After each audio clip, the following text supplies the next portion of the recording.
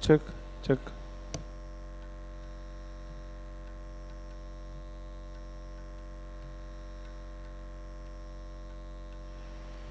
check.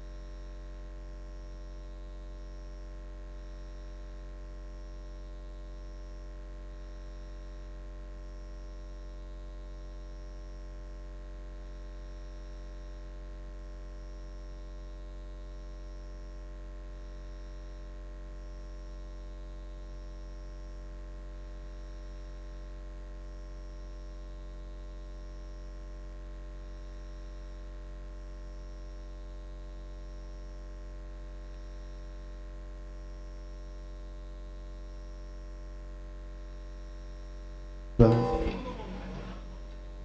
रही है आवाज़? आवाज़ आ रही है? आवाज़ आवाज़ आ रही है? आ रही है?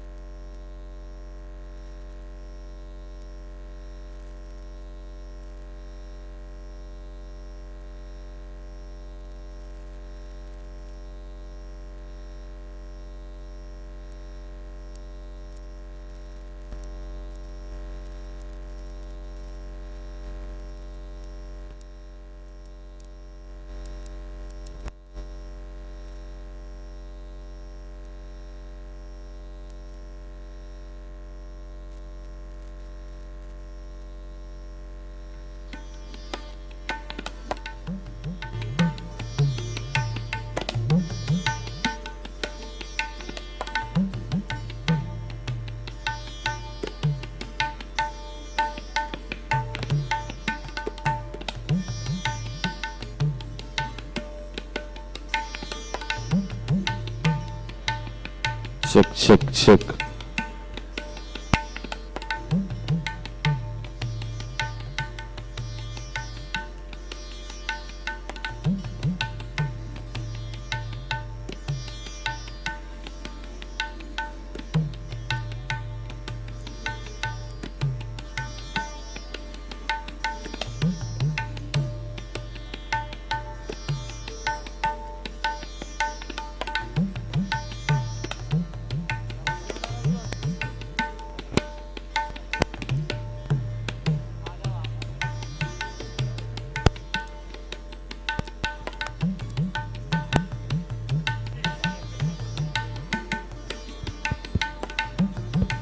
Check, check.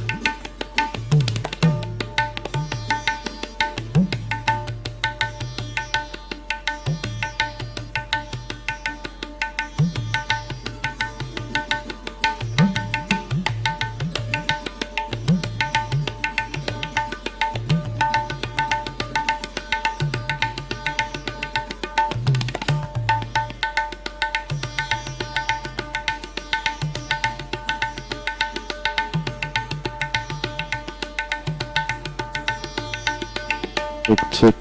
Hello, check, check. Hello.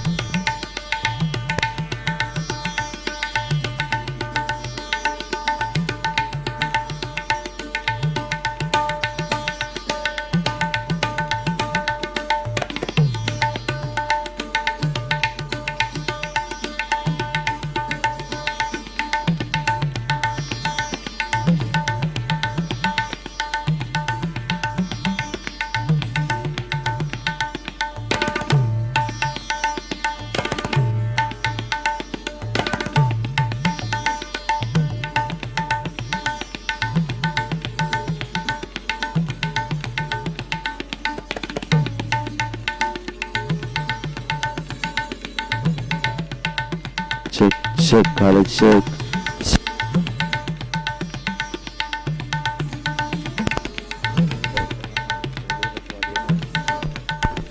Check, check. Check. Hello, hello, check, check, check. check. Check.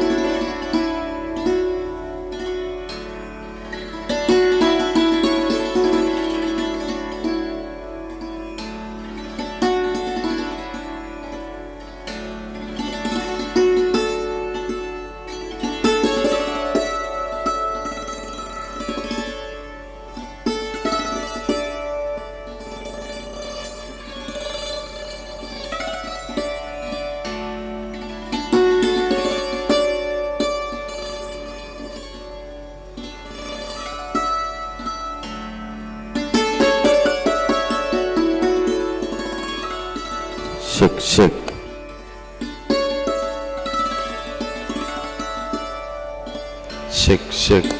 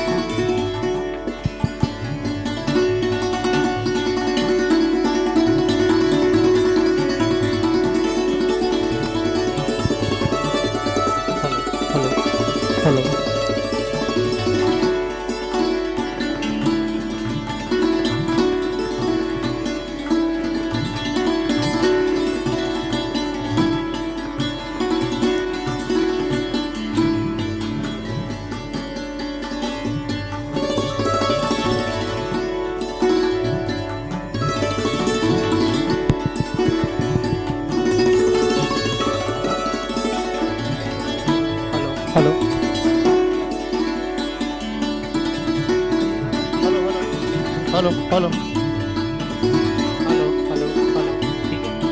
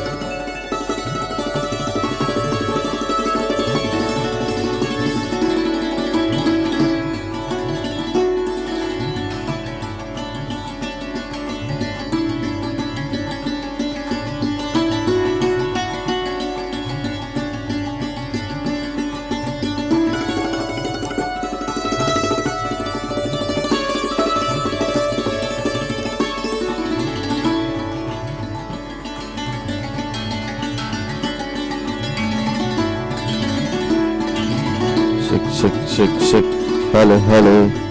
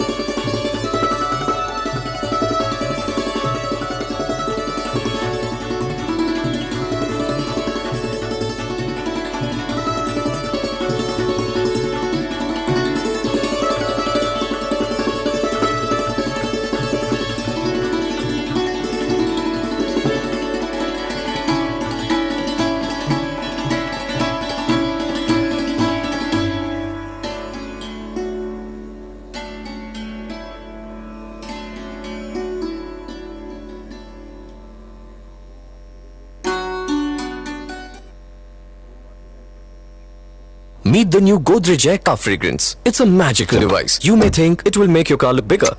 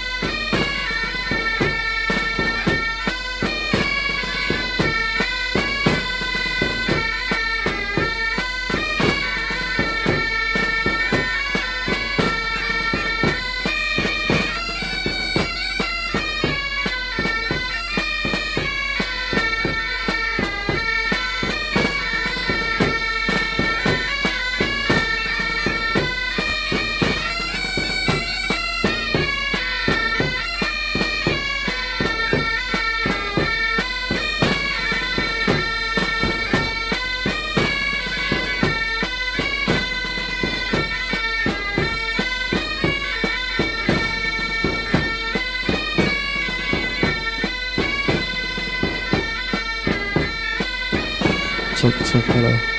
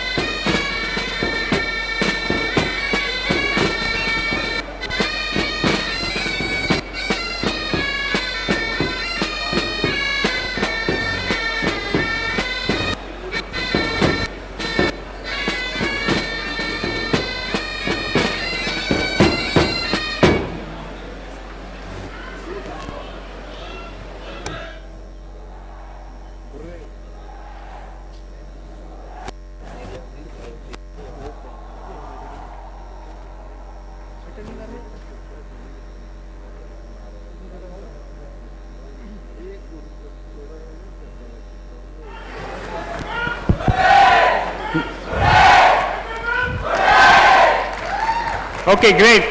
So may I request everybody to please take a seat.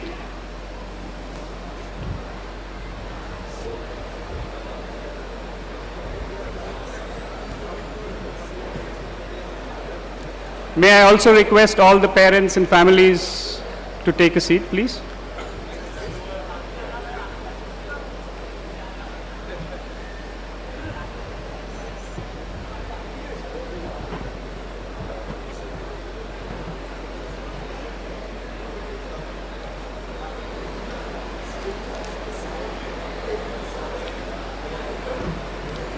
Thank you. So to all the members on the dais, dear students and all friends and family, a very warm welcome to all of you and a very good morning to all of you. So before we proceed, let me just introduce myself. So I am Milind Sohoni, a faculty member in the Operations Management Group at the Indian School of Business, and I also serve as the Senior Associate Dean for Academic Programs here at the ISB. We are extremely delighted that all of you could join us today for the graduation day ceremony of the Founding Class Management Program for Family Business and for the class of 2015 Postgraduate Program in Management.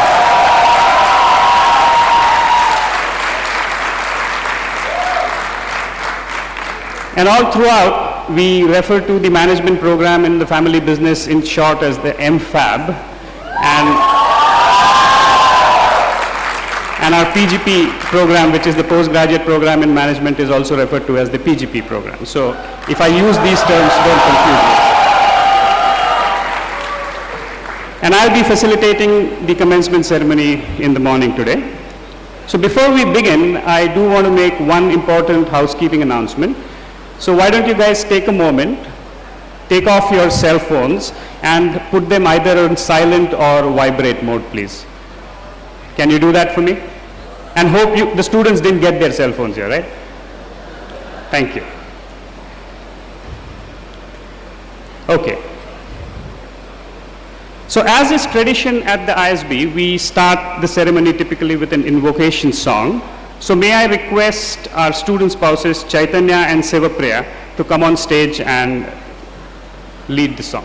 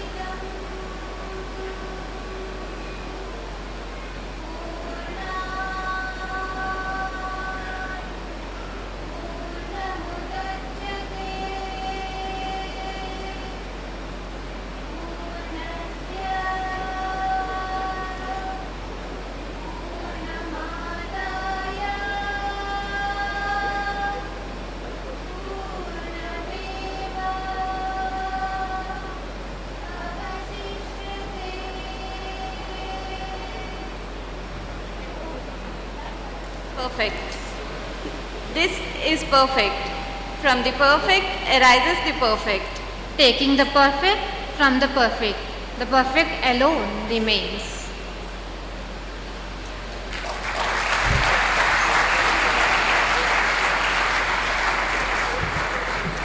Thank you, Chaitanya and Sivapriya.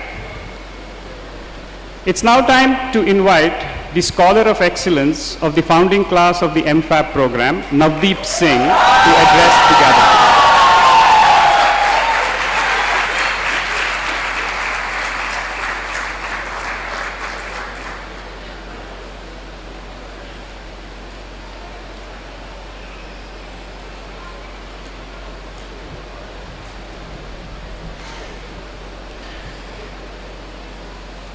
Good morning, Honorable Minister of State, Shri Piyush Goyal, Chairman, Shri Adi Godrej, Deans, Professors, Parents, PGP Class of 2015, and the founding class of MFAB 2014.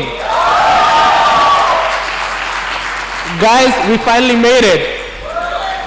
After all the late night discussions, fighting over disagreements in assignments, chit-chatting casually about great business ideas, cross-talks in classes, driving professors crazy, feeling responsible about entering classes at 8:59 seconds, pestering Devesh and Kavita for every small thing, giving peddlers its monthly revenue in just a day, and breaking car roofs at the after parties in parking lots. We've been there and done that. Let's have a huge round of applause for the crazy 15 months that we spent together, guys.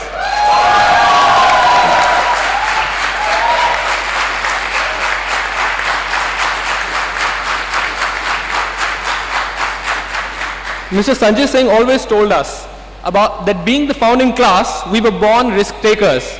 But the ISB brand and its much talked about campuses was what attracted us to take that risk. Else who would spend another 30 lakhs for a course which had never been conducted before? And damn right we were. ISB definitely left no stones unturned to make sure that it made MFAB a truly world-class program. Being chaired by a highly passionate and energetic person like Professor Kavil Ramachandran, we were sure to expect nothing less than the best. When every one of us met at the campus for the first time, we all just connected immediately. I still remember the party that happened on the first day of orientation. We were all total strangers turning into best of buddies. What a great start to an outstanding journey it was, guys.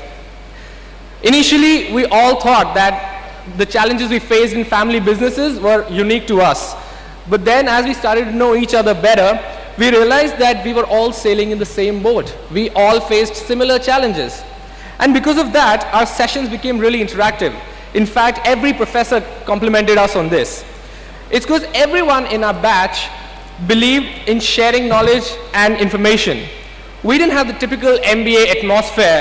You know, if I tell that guy what I know, he'll probably get better grades than me. So everybody in the classroom was there to learn rather than just, competing with each other for grades. And by sharing, I didn't mean during exams. So no violation of honor code here. And not that we had an option, because we had cameras peeping right over our shoulders. In ISB, we've had the best faculty from all around the world who've intrigued us and questioned us at every point about our existing ways of working and managing the business.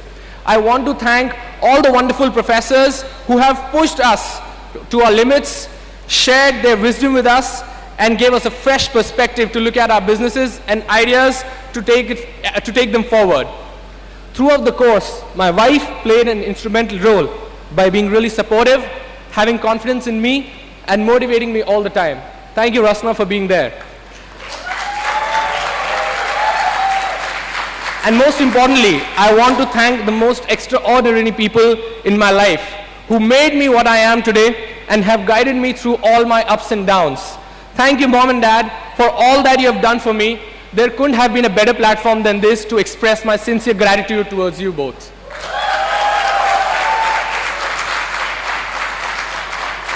Passing out at ISB has made me more sure of myself. Every business now seems like an opportunity waiting to be tapped in. ISB is and will always be an important part of my life. So, founding class of MFAB, this is it. We are going to be the most special class of ISB. Let's get out in the world and show them what risk takers like us can do. Let's remember the good times that we've spent together and the great friendships that we've made.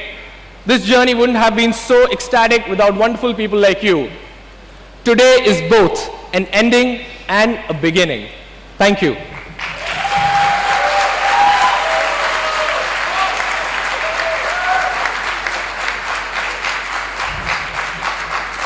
Thank you, Navdeep. That was very inspirational. It's now the turn for our PGP class of 2015. Let me invite Arun Venugopal, the GSB, that is the Graduate Student Board President of this class, to address the class.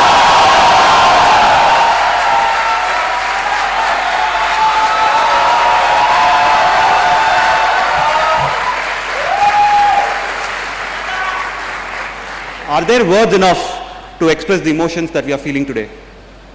I don't think so. But there's one piece of literature which comes close to it, which is the Crispin's Day speech given by King Henry in Shakespeare's play King Henry I. It was given on the eve of the Battle of Agincourt, which was quite historic in the history of England. In that speech, Henry considers his band of brothers who trust him with their lives. He thinks he's very lucky because they trust him with their lives and they are ready to die for him. He also considers those who miss that camaraderie on that day to be extremely unlucky and something that they will repent for the rest of their lives. He adds that those who survive that day, thank you. He adds that those who survive that day will carry with them the scars of the war as a symbol of great honor and pride. I'm no King Henry or Shakespeare, but I can relate to the moment right now. It is indeed a great honor to have rubbed shoulders with each and every one of you. Those outside the class of 15 are indeed unlucky to miss the awesome camaraderie and warmth that we have enjoyed amongst us. Like the veterans of Agincourt, we all shall hold our heads high in honor in recollection of how much we pushed ourselves beyond the ordinary in this 1 year. That is something that will not just make our parents proud, but also our future generations. This year of fun and bitterness, craziness and sanity, fights and friendship can never be experienced again. At the end of this year, we all will go back to our normal lives. Wherever we go in life, the memories that we created in this 1 year will walk with us. That will be a source of strength, inspiration, and a reminder of the fact that there are better people than us out here. This is a thought which will keep us humble always. I take this opportunity on behalf of the class of 15 to thank everyone who made this journey possible for us. Our wonderful parents, our great professors, and last but not the least, the administration of the ISB ecosystem. Without them, this year wouldn't have been possible for us. Lastly, I wish to conclude with a quote from Robert Frost's poem, The Road Less Traveled. I shall be telling with a sigh, somewhere ages and ages hence, two roads diverged in a wood, and I took the road less traveled by. And that has made all the difference. We all took the road less traveled. Our paths diverge after today. But you all will travel with the comfort of the knowledge that we have excellent people as friends from this 1 year. Khuda Hafiz.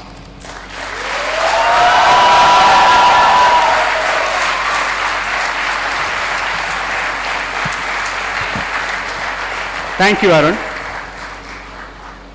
And I'm also glad the cold Arctic winds have stopped from the left, so it keeps me a little warm here. So now it's time to invite our Dean, Shri Ajit Rangnekar, to come forth and address the gathering and present the Dean's report.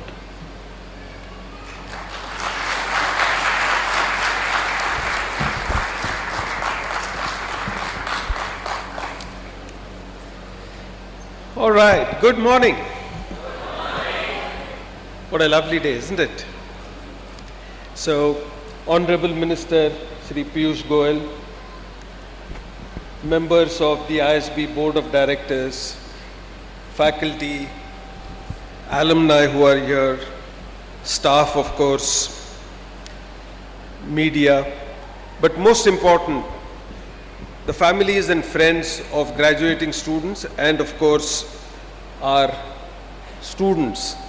And one community, when I say families of students, I must mention the Student Spouses Association and the children here on the campus. Today is a very proud day for all of you. So a warm welcome to each and every one of you. You know, the graduation day for us is something very special. This is what we work for the whole year. And just like for you, it's also an emotional day for us. We've seen you come in. Those of you in PGP, we've seen you a year ago. The PGP Max students, they come and go, but we still see them come. We spend time with them. Sorry, not PGP Max, MFAB. Same, you know, basically you people come and you people go. What you don't see and what we see is the transformation in you. And believe you me, today you have not yet seen and fully understood the transformation that each one of you has gone through. And it's not just the faculty, it's not just the administration, your families have been very, very big support to you in this journey. So in an ISB tradition, I want all of you to rise, turn to your families and give them a big hand for your success. Please.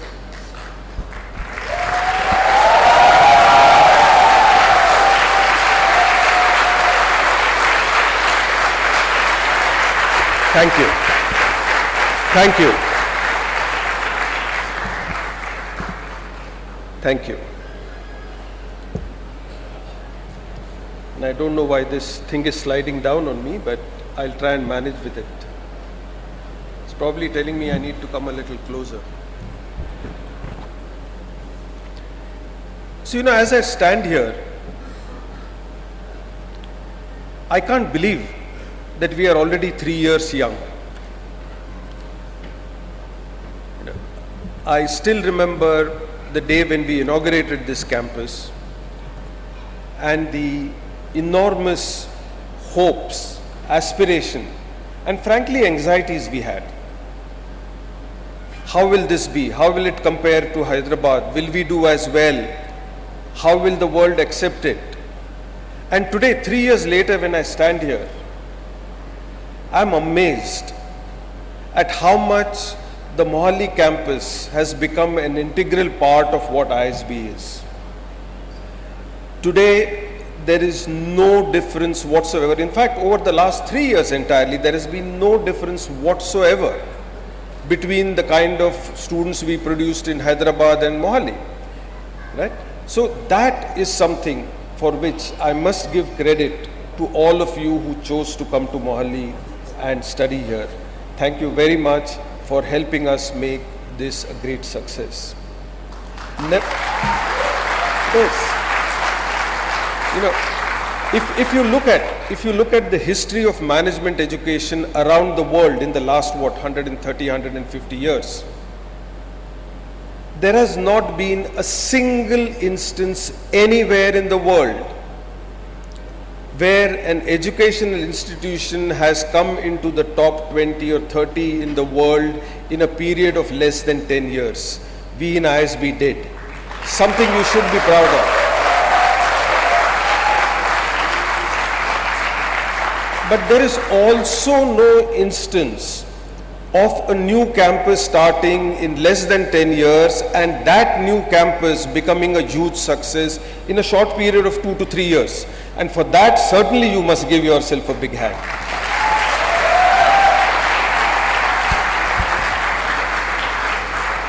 You know, in that process, I must admit that we also learned quite a few lessons. Building a campus is not like building a factory. Here, the machinery and the product is human. There are people with feelings, people with values, people with desires, people with ambitions, people with fears, anxieties. And you simply cannot create another institution just like that by importing machinery or importing raw material. You know, it's a huge entire connect, it's finding the right people, it's finding the right kind of faculty to move. And therefore, you know, in this short period when I look back, I do feel proud that we did a lot. And yet, this is just the beginning. You ain't seen nothing yet.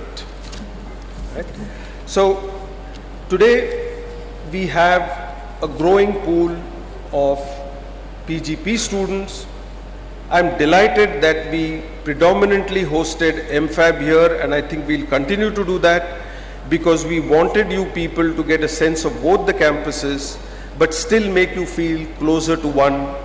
And I think, you know, Mohali, I have to admit that, you know, while I'm technically based in Hyderabad, I find the Mohali campus a lot more comforting, a lot more close-knit, a lot more friendly. It is. And I've said that in Hyderabad too, so I'm not just making a political statement, right? So, a lot of the credit also goes to people beyond those who work in the school, and I want to start with that. I want to first of all thank the founder supporters of Mohali, who actually funded the 4 institutions. Sunil Munjal as the chairman of the MCAB is here, as is Rakesh Mittal, but also Analjeet and Atul Punj. Thank you guys for doing what you've done.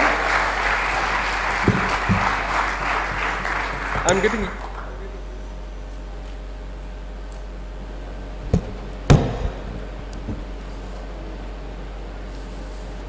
getting used to holding this with one hand, don't worry.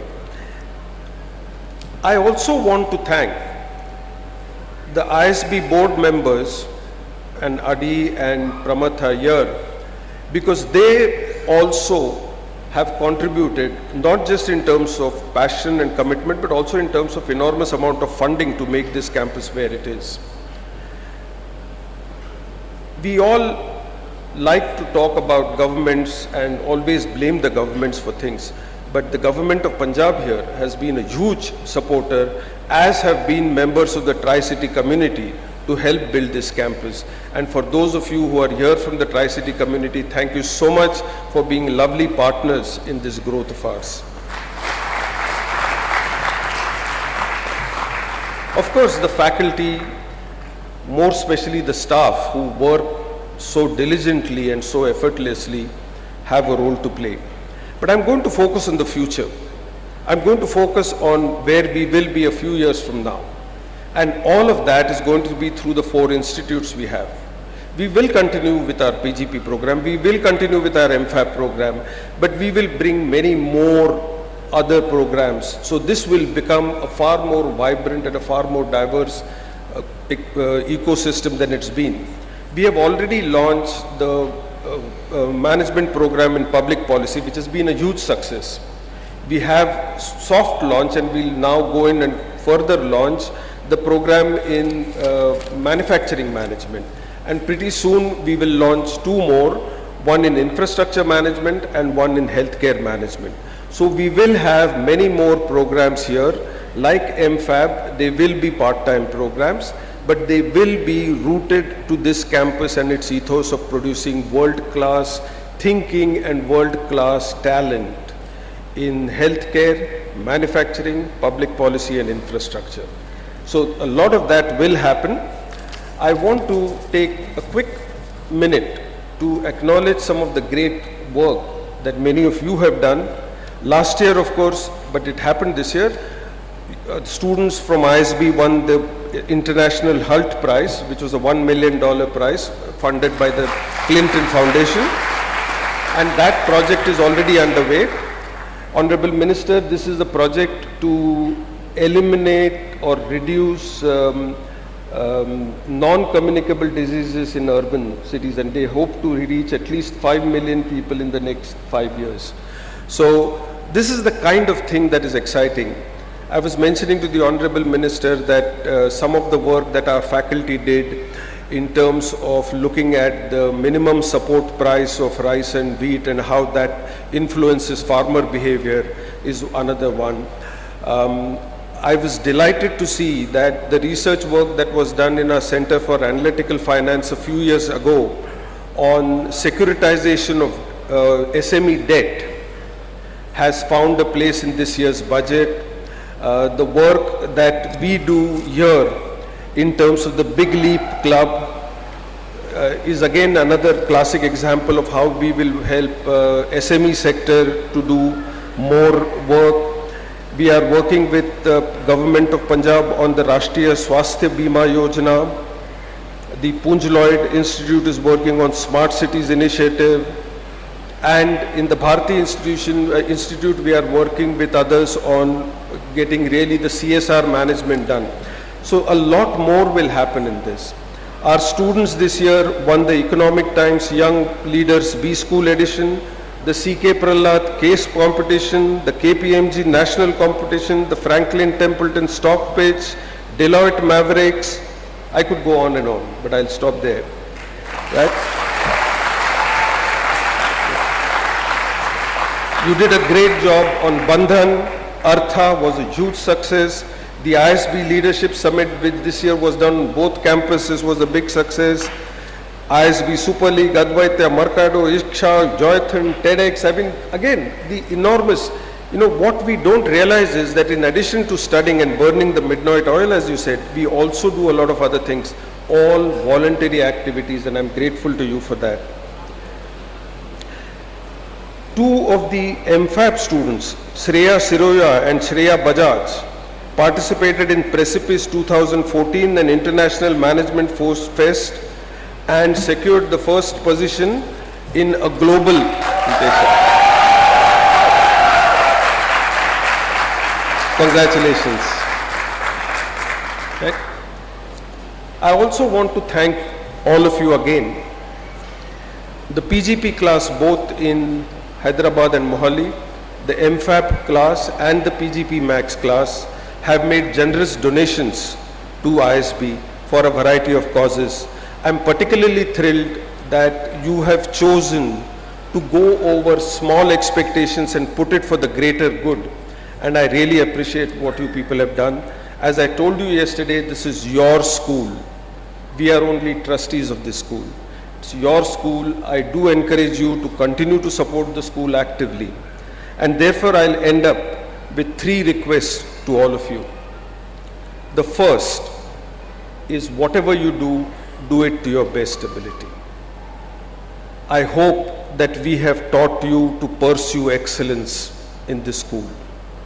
And I ask each of you to continue the tradition of pursuing excellence throughout your lives and careers.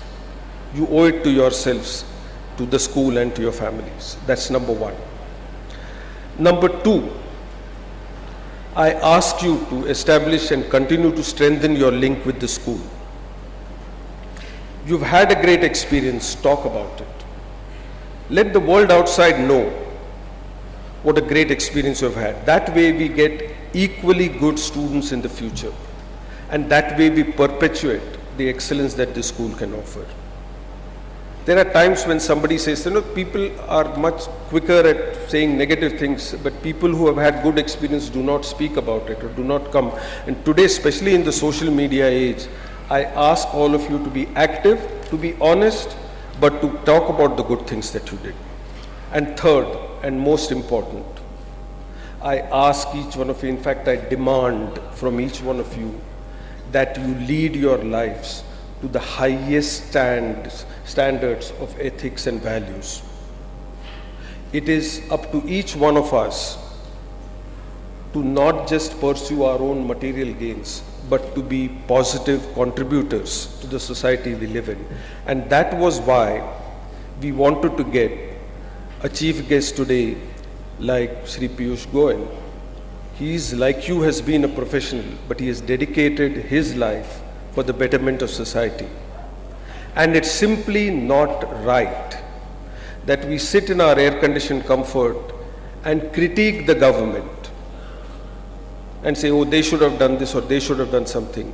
It is time for each one of us to stand shoulder to shoulder with the government for the greater good of this society and of the world. So I ask each one of you to be those real change agents in this world. God bless you. Once again, congratulations. Thank you.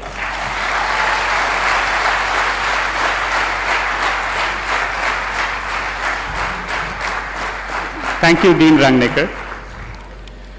Dear students, right, as Dean Rangnecker just pointed out to us, all your accomplishments of this year, and I'm pretty sure you all will agree with him and most of us here, wouldn't have been possible without the support and encouragement of your family members and your loved ones, right? So on behalf of the entire ISB community, I too would want to take this opportunity to thank them very sincerely.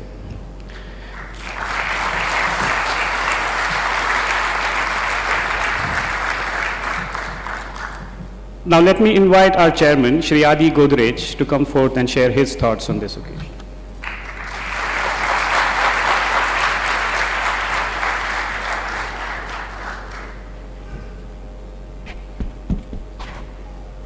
Good morning, everyone. Shri Piyush Goyal, Honorable Minister of State, Independent Charge for Power, Coal, New and Renewable Energy. Dean Ajit Rangnecker, fellow members of the ISB Executive Board, faculty and staff of the ISB, the graduating classes of the PGP and MFAB, parents and friends. We are delighted to have in our midst the presence of Shri Piyush Goyal as our chief guest this year. Besides being a successful politician and a very capable and promising minister, Shri Goyal is a well-known investment banker and a management consultant. He has had a strong academic record. He secured the All India third rank in Chartered Accountancy and stood second in the Mumbai University in his law program. He has participated in leadership programs at Yale University, Oxford University, and Princeton University, and is currently pursuing the Owner-President Management, the OPM program at the Harvard Business School. I think Minister Goyal is a fine example of what we preach at the ISB, diversity and lifelong learning. Honorable Minister, the graduating class is indeed privileged to hear from a versatile personality today as they step into a promising and exciting tomorrow. Let me share a few words about the ISB for your benefit. What was conceived as an idea is not only a reality today, but also stands as a towering example in the field of management education, not only in India, but also in Asia.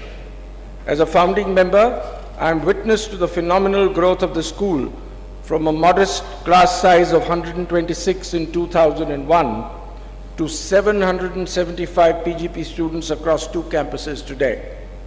To cater to India's ever-growing demand for educated business managers, ISB launched its Mohali campus in 2012. Unsurprisingly, ISB has implemented novel policies to build on the academic reputation and outcome of both the campuses. I should also commend the research work of the 4 institutes at Mohali: the Bharati Institute of Public Policy, Max Institute of Healthcare Management, the Munjal Institute for Global Manufacturing, and the Punj Lloyd Institute of Infrastructure Management. These institutes focus their efforts in areas which are critical for the development of our nation. With each passing year, the way academia, industry, government have heartily welcomed ISB students into its fold speaks of the quality that the institution now represents. On behalf of the Executive Board and on my own personal behalf, I congratulate each and every one of you involved in the functioning of the school for the tremendous work you have put in over the years. I also would like to remind us all that ISB is an outstanding example of the philanthropic effort of a few individuals and corporations. It is therefore testament to what can be achieved if you have the right intent and backed with the necessary resources. We need this to continue for institutions like ISB to scale greater heights. The government on its part has done a lot of good work to support the ISB. We need that to continue. On our part, we reaffirm our commitment to the community at large that we are here to deliver world-class education and promote quality research in management education. Sir, I also wish to offer ISB's expertise and execution capabilities to help the government as you navigate the difficult course of building India's future. We will be privileged to join hands with the government in charting a shared path to success. My dear students of the MFAB class of 2014, you are the founding class of ISB's Management Program for Family Business. I congratulate each one of you on the successful completion of your program. ISB has been on the forefront in its pioneering efforts in the area of family business, be it launch of a management program for family business or the wonderful work in the area. Most recently, I had the pleasure of launching the Thomas Schmidheiny Center for Family Business and Wealth Management. We continue to lead the way in this country in terms of research in family business. Our biannual conference is looked forward to, and we have also launched the ISB Alumni Family Business Network. I urge each one of you to put your learnings from this course into practice in your respective areas of family business, and thus strive to further your family businesses and contribute to the wealth creation and development for all. My dear students of the graduating class of 2015, I am sure you are bubbling with a lot of enthusiasm and confidence. As graduates from Mohali, I can sense a greater sense of cohesiveness in you. As you enter the next phase of your professional career and life, I want to share a little lesson from my life, and I hope you will find it useful. I learned a lot from my mother. As a teenager, I wanted to travel across India and convinced my mother to allow me to travel by train with some friends. While she did permit me, I had a tight budget. As a result, I traveled across on a third-class ticket. These were journeys which were eye-openers for me. I got to see India real close, and some of my insights into consumer behavior were formed then. Some of the products we developed at Godrej eventually can be traced back to these experiences of mine. So my advice to you is to go out there and explore. No journey, however uncomfortable or arduous, goes in vain as long as you have a clear sense of purpose. Speaking of sense of purpose, do remember to anchor your actions around values that you and your organization celebrate. I do not know of any professional or entrepreneur who has failed so long as their value systems are intact. As you step out today, you will join a strong network of about 7,000 alumni of the Indian School of Business. I urge each one of you to continue to stay connected with the school, actively engage in the school's lifelong learning initiatives, gain from the rich and diverse resource of the school's faculty and your peers, involve yourself in the admissions process, and help select your successors. Advise and guide those who enter ISB after you. Recruit top talent for your organizations and support your alma mater at all times. It is your participation and progress that will eventually epitomize the school's progress and accomplishments. You are the brand ambassadors, not only of the school, but also for a vibrant India. Thank you, and God bless you.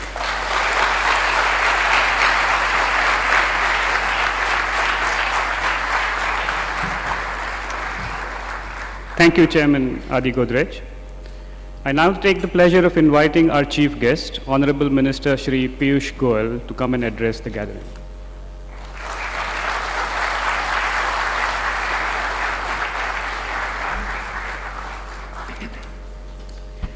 A very good morning to all of you. Don't get threatened by this sheaf of papers. I won't be too long. My dear friend Adi Godrej, Chairman of the ISB, Mr. Dean Ajit Rangnekar, and ironically, all three of us come from Mumbai, sitting here. And all the benefactors of this institute come from Delhi. The Munjals, the Mittals, Punj, and Analjit, all four good friends from Delhi. Both of us boxed between Mohali and Hyderabad. And that's the strength of India, where we bring together all parts of the country into one united whole.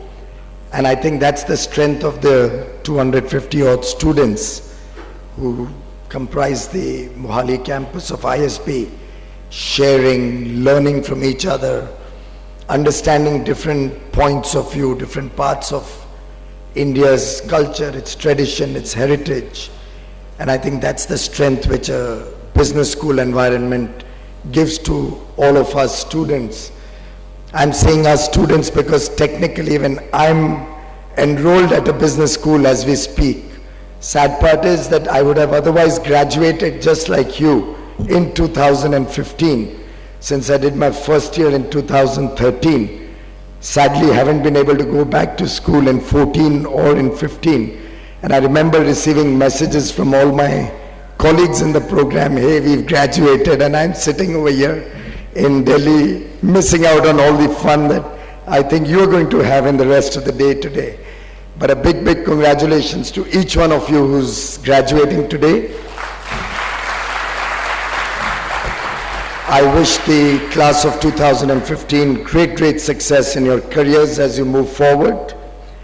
We have also with us Sunil Kant Munjal, Rakesh Bharti Mittal, Pramat Raj Sinha, Senior Associate Dean Milind Sohoni, Deputy Dean Pradeep Singh. I think Mohali is his baby really. So he's the one who's nurtured all of you through the year. Faculty members, staff, students, and all the proud parents that I see have come out in large numbers today.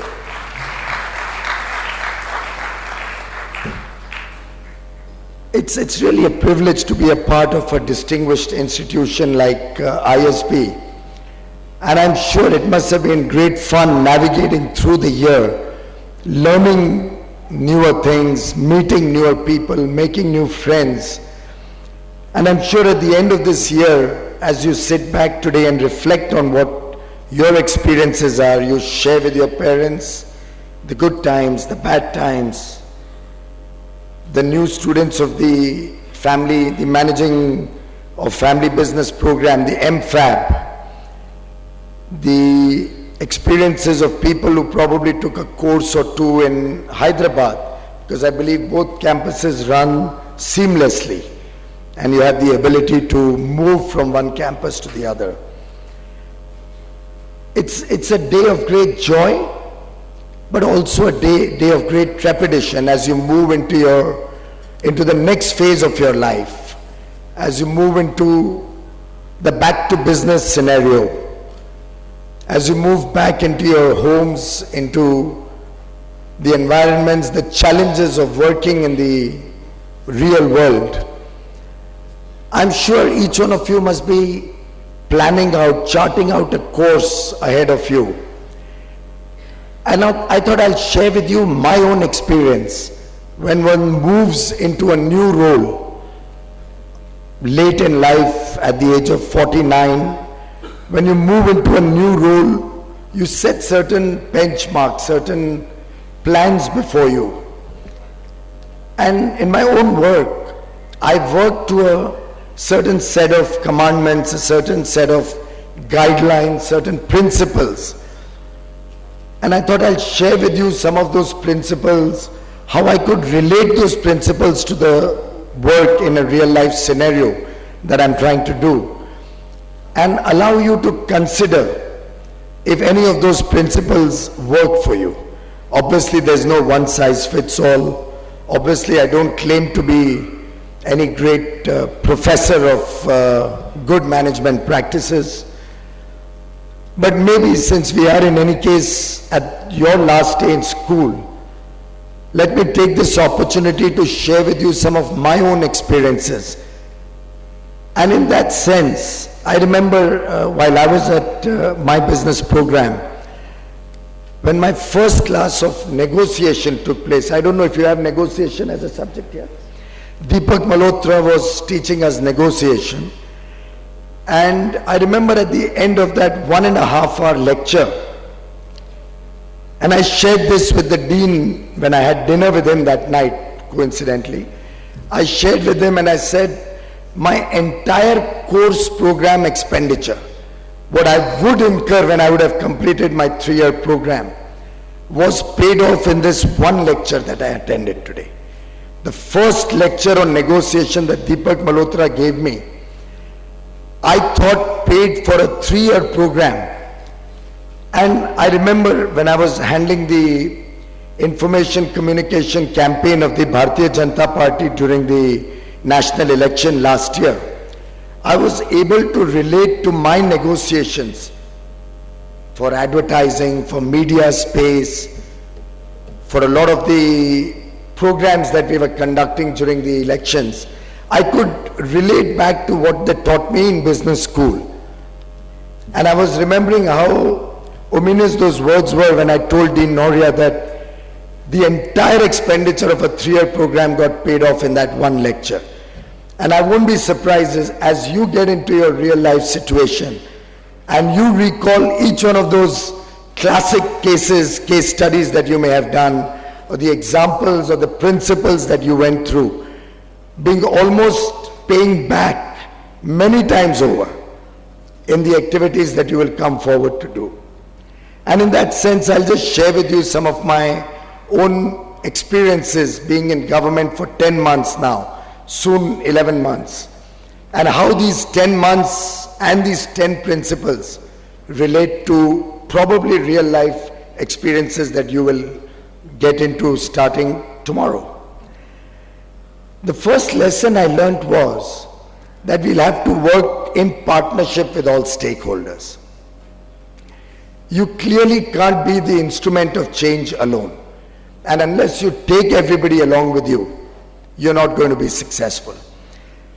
I remember the African proverb, if you want to go fast, you go alone. But if you want to go far, you go together. And in that sense, when I got the ministries of power, coal and new and renewable energy to meet together, and that was my first week in office, where I kept a program called Samvad, Sampark and Samanvay. You get to know each other, you communicate with each other, and you relate to each other. And in that program I found it was the first time in 67 years that 3 ministries of the government had actually met each other. And all 3 related to the power sector in some form or the other. They had not even met each other. And 300 of those people got together, engaged with each other. I had Chetan Bhagat come in to talk about, to motivate them to think of their work as public service. And I remember the enthusiasm at the end of that program, where the 3 ministries decided that now we'll work together. And it's been a similar experience all through the 10 months, that wherever we had multi-stakeholder consultations, we engaged with people. The coal strike was a clear example, where everybody talked of doom and gloom, what could happen if the strike went on. You remember the famous coal strike in England? The United Kingdom had almost come to a standstill at that infamous coal strike. But when we sat with the workmen, engaged in a dialogue, and it was a probably 8 or 9 hour dialogue in the ministry, and we could relate to each other's problems, and we could relate to each other's concerns. And you won't believe it, out of those 8 hours, maybe 1.5 or 2 hours was spent in sorting out the coal strike, and 6 hours was spent learning from the workmen leaders how we could achieve the 1 billion target that we had for Coal India Limited, which is doubling the coal production, something which took nearly 20 years to achieve. We want to do in the next 4 years. But more ideas came from them than could ever have come to my mind or the mind of the chairman or the senior executives. But when we think of it together as a shared responsibility, we can achieve much more. And partnerships will always go a longer way than individual action. The second lesson that I learned in the last few days, and which has become my commandment, is that leadership will always have to be decisive. A weak leadership cannot get you anywhere. In your own work, you'll have to take the bull by the horns, you'll have to take decisions. In government, it's not empowered group of ministers, committees and commissions that help government perform any better. They can at best be a shield, a raksha kavach, as they say, something to protect you from whatever decision you're taking. And it's a sad part of governance that people don't have the ability to take bold decisions. I remember in one decision where I had substantially reduced e-auctions that Coal India Limited used to do, which was very profitable for the company. There's a lot of hue and cry, and people talked about the falling performance of Coal India and the profitability of Coal India falling.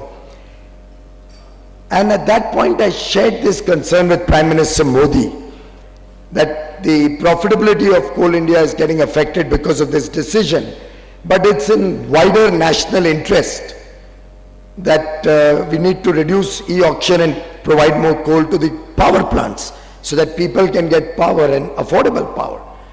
And I remember his anguish when he turned to the officials and he said, and I'd like to say it in Hindi because the essence of that will come clearer.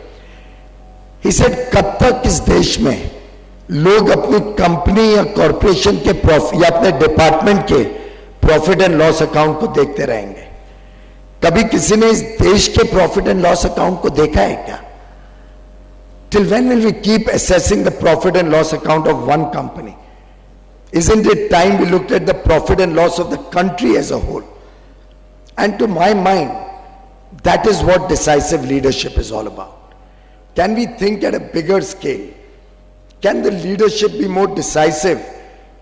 Take some decisions which may seem inconvenient, but are in the wider public interest, wider interests of the nation. And in that sense, leadership will define your own success, your own ability to perform. And I would urge each one of you to be willing to take strong decisions. You may make some mistakes. Be willing to accept those mistakes, be willing to learn from those mistakes, but take decisions. The third big lesson that I learned was our actions have to be more outcome oriented. They can't be outlay oriented. It's not important how much money government spends on education, on health, or any of the other activities. It's what the outcome is going to be. What are we going to achieve out of that? Benjamin Franklin had once commented, those who fail to plan to fail. We'll have to plan for what we are going to achieve out of every action that we do. And when we set up the target of creating 175 gigawatts of renewable energy, initially it sounded quite unbelievable. It was probably a little top-down driven approach. But once that was set in our minds, once we took that decision, then we worked on a bottom-up approach to make sure that we achieve the outcome. It can't be that we just throw in a figure, throw in a number, and say that we are going to spend so much money to achieve that, but fail to plan how we are going to achieve it, and fail to understand that what is the impact of that end objective on whatever work we are doing or on the country as a whole. Unfortunately, over the years, governments have focused more on outcomes, on outlays. Financial audits have been done, but efficacy audits, outcome audit has remained more on paper than on actually actionable ideas. I know that we come out with an outcome budget for every ministry in the government, but I suspect, and I won't be surprised if anybody in this whole room has never read an outcome budget of any ministry. Maybe at best the outcome budget given at the time of the budget, some of us may read on 28th of February. But clearly, outcome budgets, if assessed properly, if taken seriously, will also make us more accountable, will also make us more responsible in whatever actions we do in government. And I think if each one of you imbibes in yourself the ability to think of outcomes rather than outlays, I'm sure you'll be able to do far more successful work going forward. A very important lesson I learned was that instead of focusing on individual issues, if I was to look at doing a root cause analysis of all my actions, I'm able to perform much better. And I'll give you the outcome of doing a root cause analysis. When I joined government, at an average, I would get about 100 files a day between the three ministries, 100 files a day. As I went into each issue and realized the repetitiveness of government's decision making and tried to focus on policy-driven approach, understanding what is the root cause of the reason for all these files to come to me, started delegating much more, empowering people to take decisions at lower levels, reducing the levels of decision making. Today, I'm happy to tell you, I barely get 5 or 6 files a day. That's the amount of reduction that was possible by reducing my own involvement in taking decisions and ensuring that we become a more policy-driven. So as each issue got flagged off, we looked at how we can make it more policy-driven, transparent, let the people know what we are trying to achieve, what we want them to do, and bring down the number of cases that get escalated to the top. So I doubt I might have ever filed even 1 or 2 files which are of an individual case or an individual company. All that has been flagged off to me now is always a policy which possibly may impact 10, possibly 100, possibly more people. But never an individual case has come up to me for clearance or approval. Simple example that I would like to share with you is on the power sector. No, the country's problem is not about the amount of power generation or the ability to generate power. In many cases, we have surplus power in large parts of the country. But the two real root causes of India's agony are the availability of fuel, coal and gas, and the ability to transmit that power all through the country. So today the northeast and southern India are deprived of power, and 280 million people in India to this day don't have an electricity connection in their home. They are denied of a basic thing like power. I know my father used to study under street lights, not very far from Mohali, by the way, a place called Ambala Kent. It's probably an hour and a quarter away from Mohali. But that was in the 40s. We are now 80 years since then, 75 years since then. I'm sure none of us want the next generation to have a single child deprived of a basic amenity like power, electricity in their home. And that, ladies and gentlemen, is the mission we've set out to do, towards which we are using all of these principles to achieve results, to get power for all by 2019, not merely as a slogan, but by actionable agenda, by true action on the ground and deliverables. Another rule that we've set for ourselves is the rule of transparency, the rule of law. How do we make sure that every action is in public domain, is available for people to scrutinize, to audit, and is by law? I mean, the coal auctions can be the best and most obvious example, where instead of discretion, instead of ability of a politician or a bureaucrat to favor a few, we have brought it into public domain, a completely transparent process, something which is fair and equitable for everybody. And if each one of us, and fortunately we have illustrious leaders from business who have over the years been icons of working through the rule of law.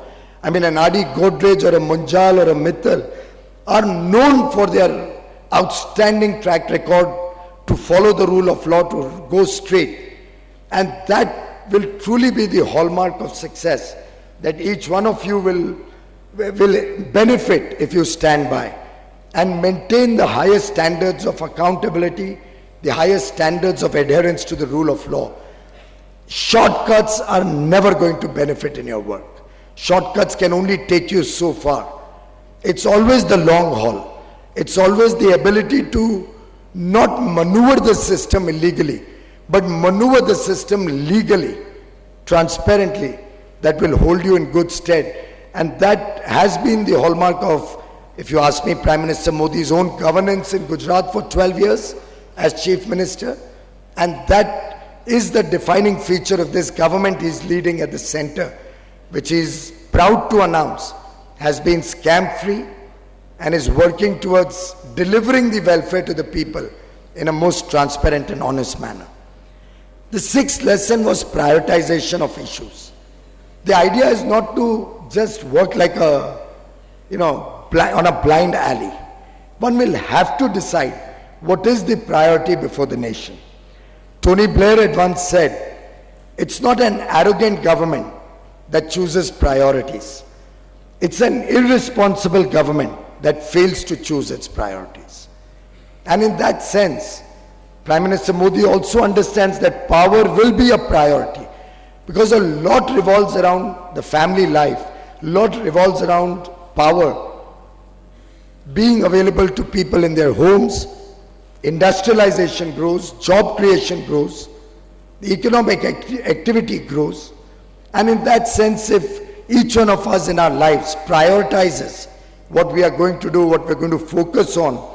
And I remember energy efficiency to me is a big priority item, because there I not only save 1 kilowatt of energy for every unit saved, I'm actually saving maybe 1.25 unit of electricity, or on a mathematical principle 1.33 times every unit of energy that I save, given that India has about 25% average AT&C losses even today.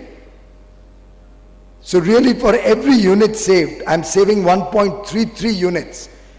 And the impact of that on the environment, the carbon footprint, all of that it's a multiplier effect. So if I prioritize my efforts so that in 2.5 years from now, I can bring down the energy wastage by 10%, I'm looking at powering those 280 million homes out of this energy saved. So clearly prioritizing issues is one way. Each one of you can achieve better results, become more cost conscious, and the cost benefit of your actions will be the largest if you prioritize your actions. The next lesson that I've worked on is time-bound execution and faster dispute resolution.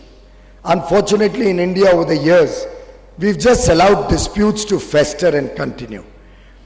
It'll be a great day if we can bring down disputes in the law courts, we can start engaging with people, talking to people, and sorting out issues bilaterally, rather than letting them linger on for years and years. Very often it's a choice between the devil and deep sea, and that's when faster decision making can make a lot of difference. I remember I was confronted with the problem of anti-dumping duty being imposed on the solar industry when I joined office. An anti-dumping duty, if not imposed, would have given a message that India does not care for domestic manufacturers. An anti-dumping duty, if imposed, would have killed the solar mission, would have killed any efforts to bring renewable energy to India. Because in the short run, we wouldn't have been able to scale up, given that Indian manufacturing had very limited ability. The issue was almost a done deal.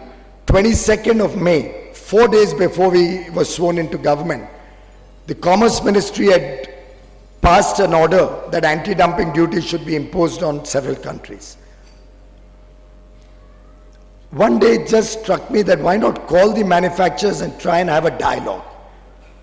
We had a 6 or 7 hour dialogue one evening with all the major manufacturers of solar equipment.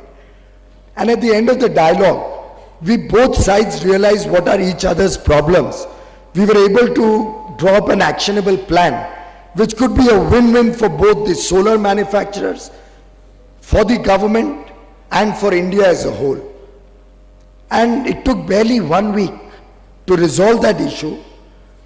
And for the first time, certainly in India, possibly anywhere in the world, you saw a group of persons who were manufacturers of a particular set of equipment, the solar manufacturers, withdrawing an anti-dumping solar application, despite having got a favorable order from the Ministry of Commerce. It was the first time somebody withdrew that and realized that there would actually be a sufferer if that anti-dumping duty was imposed. So clearly, if one was to look at time-bound dispute resolution, one can really get far more done than just going to the law courts. The 8th lesson was, of course, something you're all very familiar with, is the technology focus.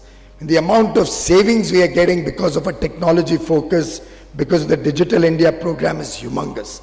In my own efforts to bring down cost of the LED bulbs that we are procuring in government, we've used technology in a big way, used the reverse bidding process, brought out more tighter standards and had more checks through technology intervention.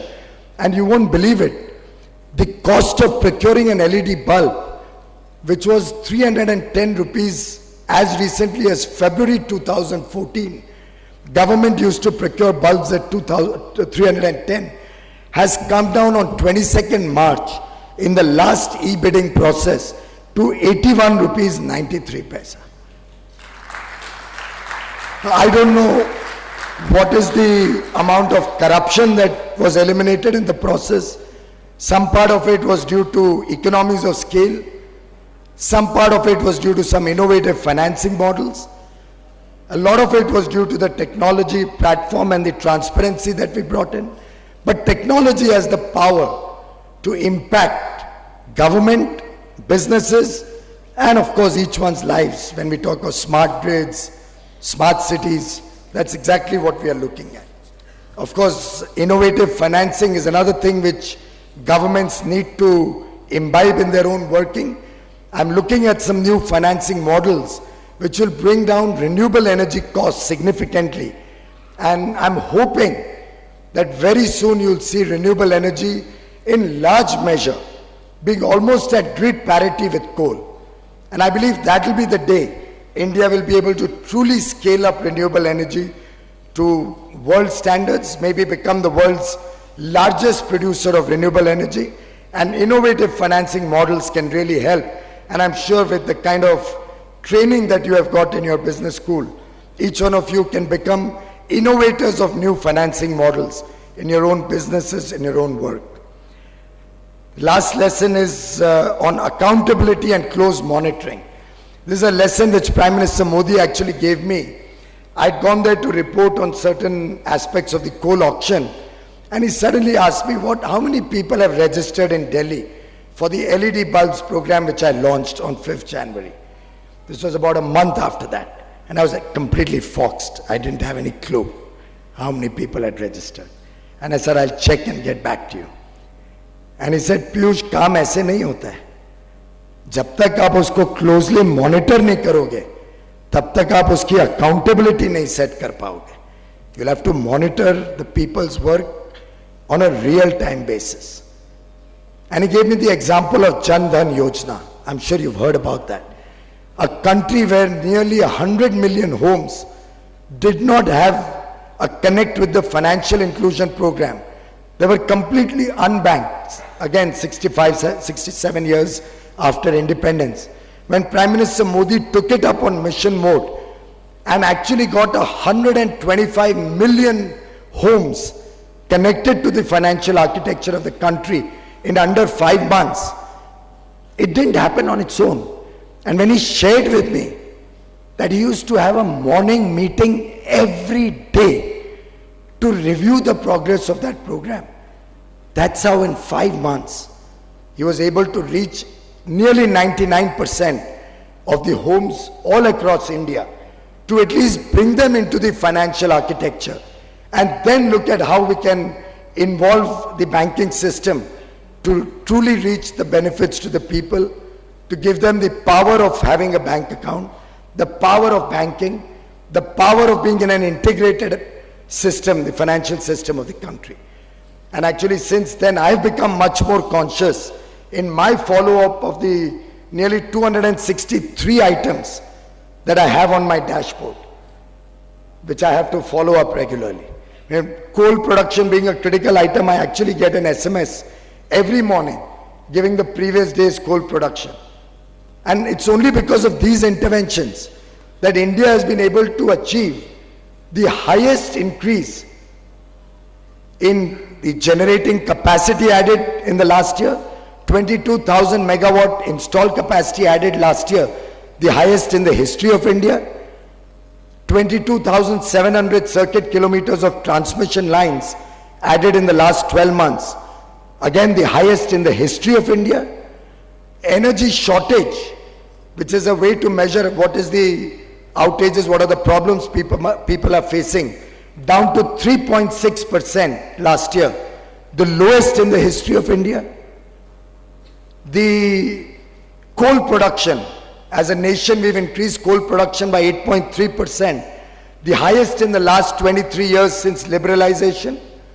Coal India itself has added 32 million tons of coal in the last 10 months, growth of production, which took them 4 years between 2010 to 14 to do. They added 30 million tons in 4 years, but were able to do 32 million in 10 months. It's like nothing has changed. Everything is the same. The people are the same. The workers are the same. The technology as yet is the same. We still have to have new technology interventions. We still have to have many, many more things to be done there. But it's the same people empowered with all these 10 principles, closely monitored and made accountable. And that's the kind of results one can get. So truly, I think you are all privileged. You are privileged to have the education of a wonderful institution like ISB. Do something that leaves a lasting impact in whatever work you may want to do. As you leave the portals of this esteemed institution, go back into society. As Dean Rangnecker also mentioned, go back into society with all these learnings, with all that the last 12 months has taught you. Go back into society in whatever vocation you may take. And on my side, I would urge as many of you as can afford it, as are willing to do, give some portion of your life also back to society. It could be in public service, it could be in national service, it could be in government, it could be in an NGO right outside your home, it could be a simple thing like a building society or a resident welfare association. You can impact society, you can impact people's life, you can make a difference to this country in a multitude of ways. But please do get engaged in some form or the other in nation building. That will give you more satisfaction than any amount of the dollars that you may earn, than any amount of the riches or luxuries that you may get. But believe me, the satisfaction that you get, even if it's in such a small thing as trying to keep your neighborhood clean, your workplace clean, being a part of the Swachh Bharat campaign, being a part of the literacy campaign, being a part of the Beti Bachao, Beti Padhao campaign. If you could even teach one young girl, maybe a maid's daughter, maybe a driver's daughter, somebody, the immense satisfaction that you will get will far outweigh any amount of work, any amount of income that you may get, any amount of profitability that Adi's company or Sunil's company may get out of your work. The greatest satisfaction will come out of public service. I would just like to end by requesting Dean Rangnecker to consider if it's possible to set up an innovation lab, and I'm happy to get it funded from the power sector of the government. If the institute can consider setting up an innovation lab,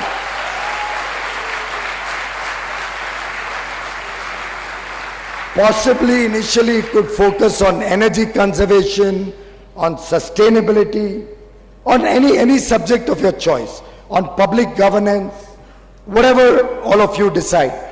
But I would look forward to coming back to ISB one of these days to see the good work beyond your call of duty you are doing to innovate and give back to the country some of the expertise. You mentioned about your program on the agricultural research.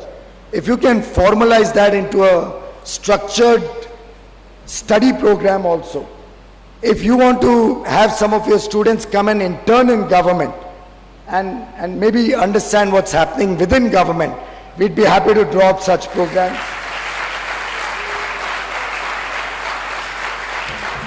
But clearly a great privilege for me to be amongst all of you, ladies and gentlemen. Once again, my best wishes to all of you in your career ahead, and a hearty congratulations. Thank you.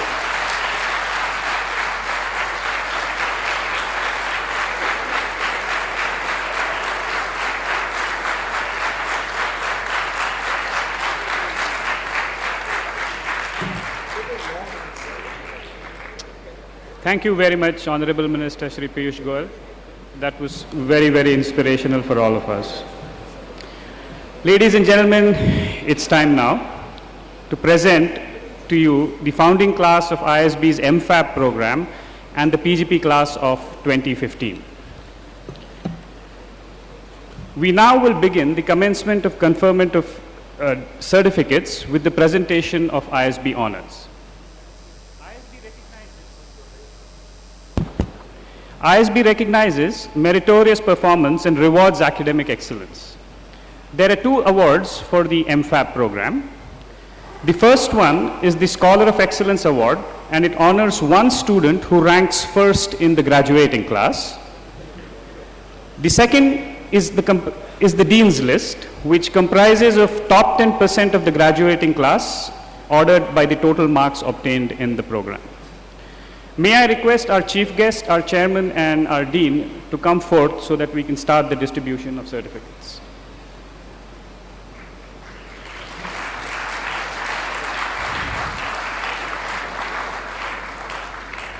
The ISB Scholar of Excellence of the Founding Class of Management Program for Family Business is Navdeep Singh.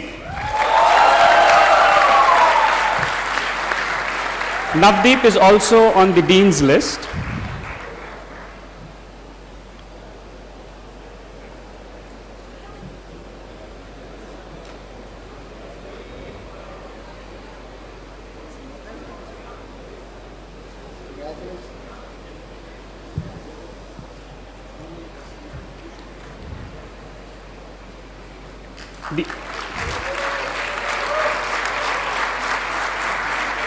The other students in the Dean's list are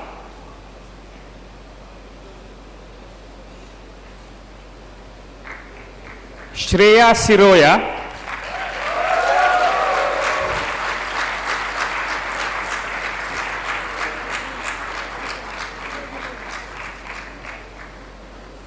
Rajitha Jupalli,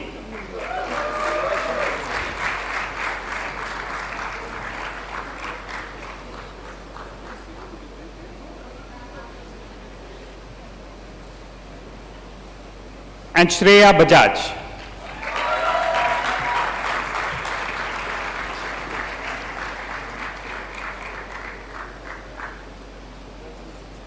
I now present to you the rest of the founding class of management program for family business. I request them to come forward and collect their certificates as I call out their names with the last name in alphabetic order. Nitesh Agarwal.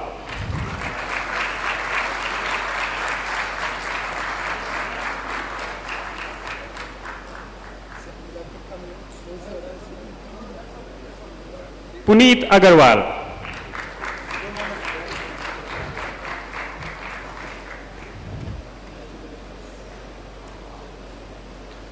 Vinay Agarwal.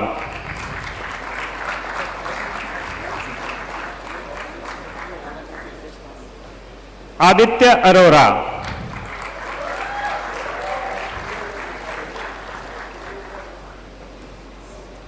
Garima Arora.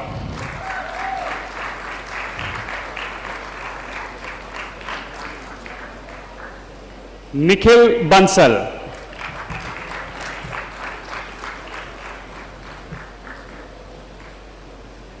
Vishal Bansal.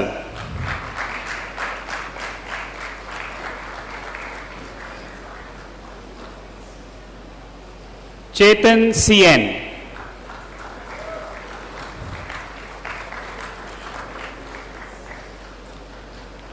Gaurav Chadha.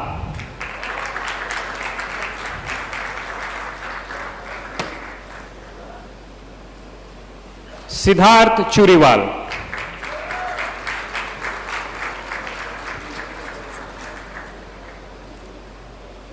Pawan Dabas.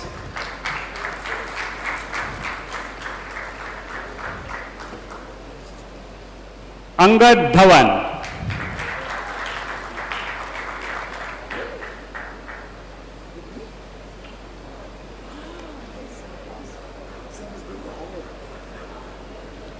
Angad Dhawan.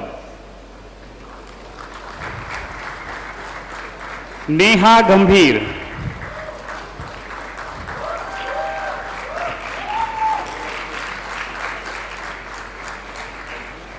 Rishikesh Jain.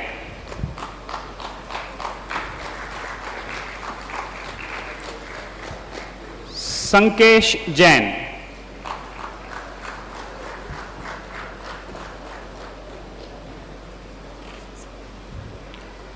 Varun Jain.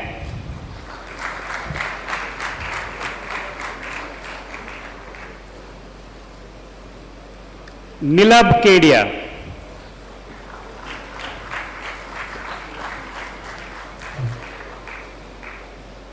Rohan Keswani.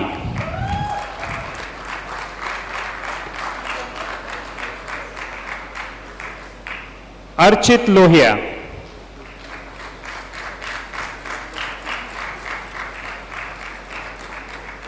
Amol Mirchandani.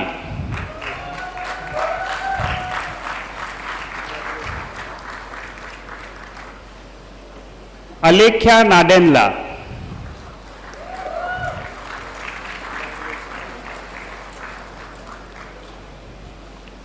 Krishna Nalamilli.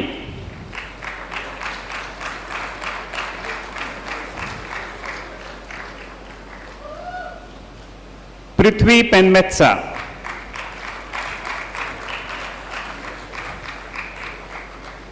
Aditya Penumacha.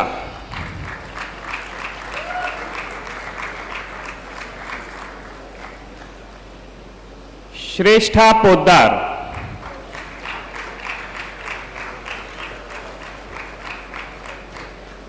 Shreya Reddy.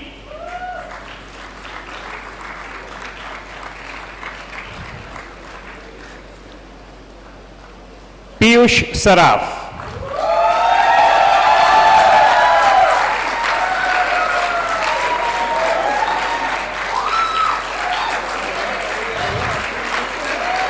Tapan Shah.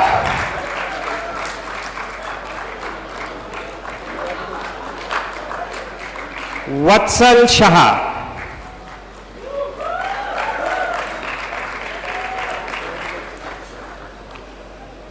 Yash Sharma.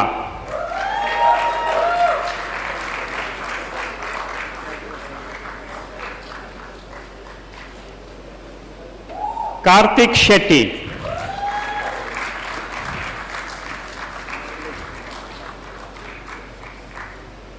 Rohan Siroya.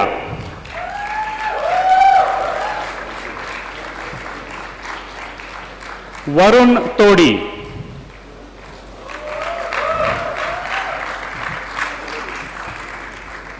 Nisarg Vora.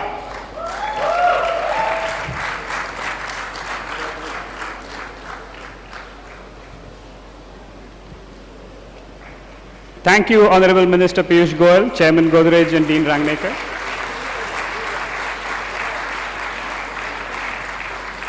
You might have to still wait for the next. So I'm now ready to present the postgraduate program class of 2015.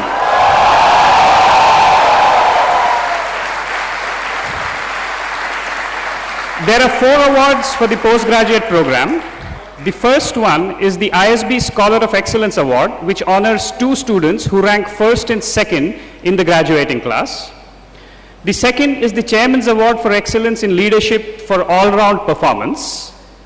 The third is the Dean's List, which comprises of those students whose CGPA, that is the cumulative grade point average, is in the top 10% of the graduating class. And the fourth is the ISB Merit List, which is awarded to students whose CGPA is in the top 10% based on their performance in the core terms. So I once again request our chief guest, our chairman and our dean to distribute the awards and the certificates. So I begin with calling out the ISB Scholar of Excellence for the class of 2015. Rajat Dhanda from our Hyderabad campus was at position 1. He was also on ISB's merit list and on the dean's list. And from this very campus right here, Gautam Chawla is at the second place. He too is on the ISB merit list and on the dean's list.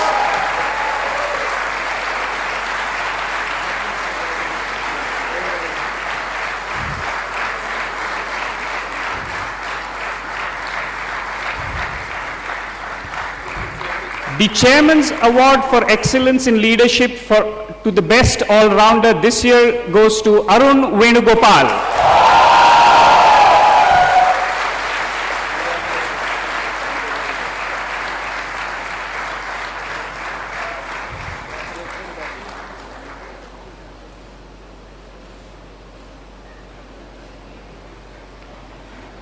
The other students in the Dean's list are Sahil Palta,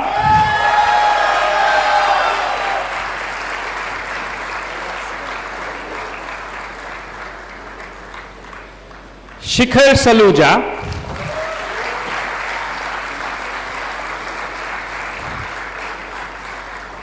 Sumit Dhingra,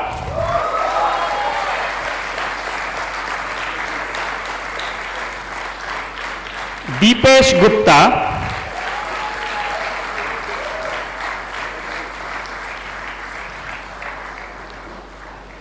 Vaibhav Ashok Kumar Doshi,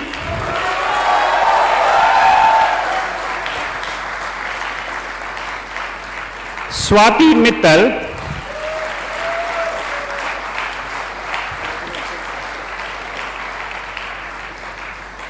Rajshri,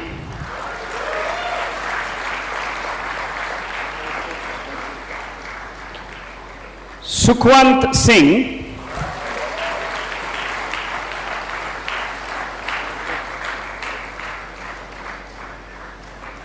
Rajashri Sen,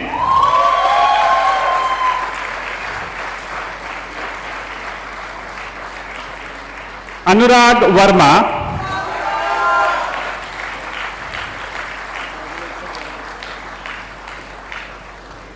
Ravikiran Chivukula,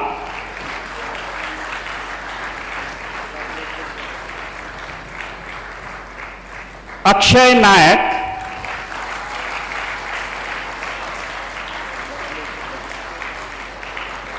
Gautam Muthukumar S,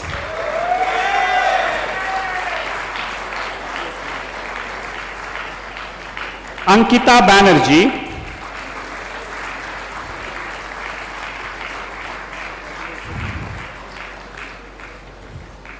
Manasi Adya,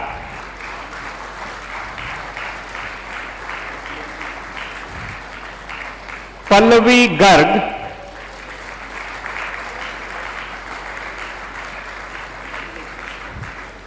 Mahesh Nacharaju,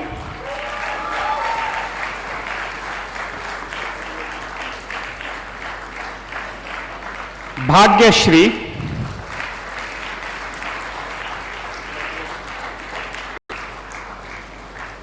Abhay Ramachandran.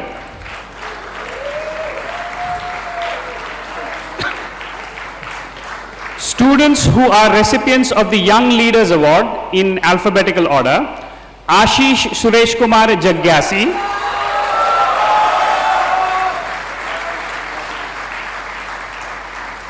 Shruti Kriti Sharma,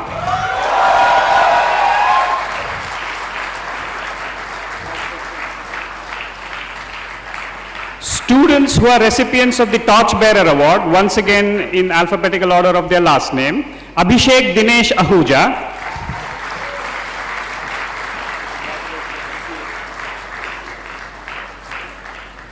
Pritika Anand,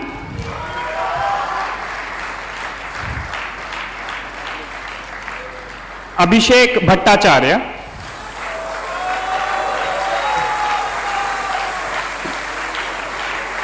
Vishal Kulkarni,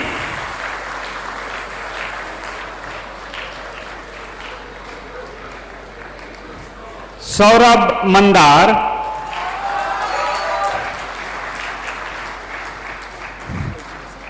Sanjana Nair,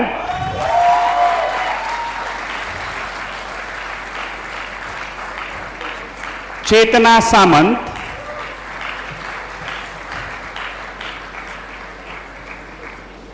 Kushal Vidyarthi,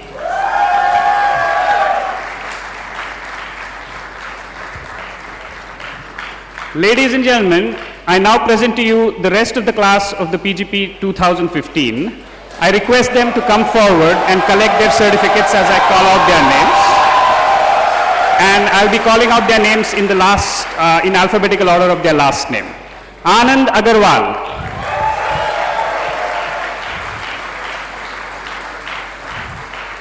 Gaurav Agarwal,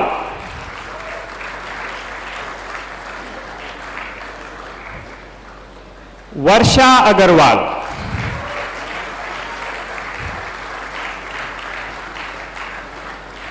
Sujit Agashe,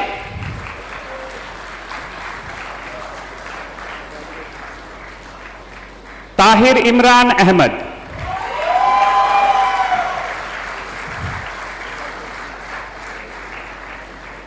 Tara Anthony,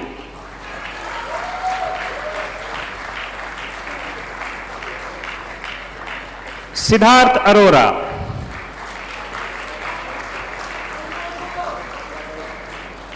अंकित अवस्थी,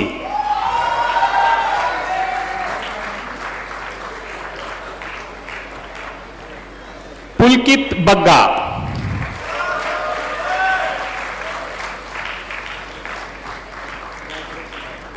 मोहित बैद,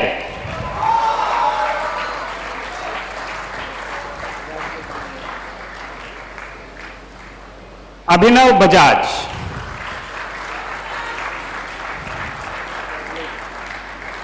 वरुण वेद बजाज,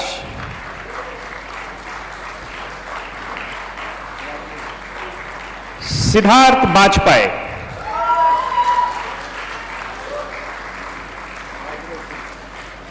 आदित्य बलानी,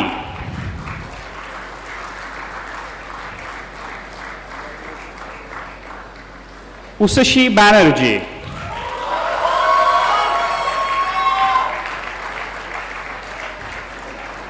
अभिनव बंता,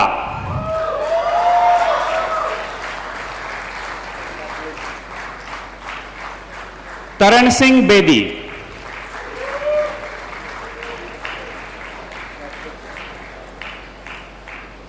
मिताली भंडारी,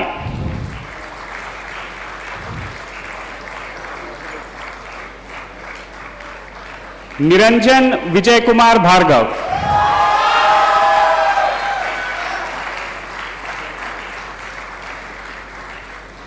अंकित भार्गवा,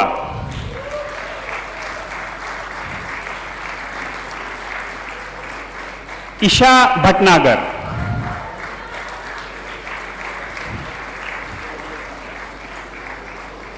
कृष्णानंद भट्टाचार्य,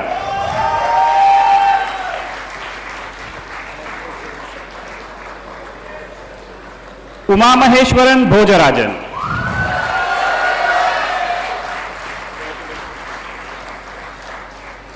अर्जुन सिंह विदेशी,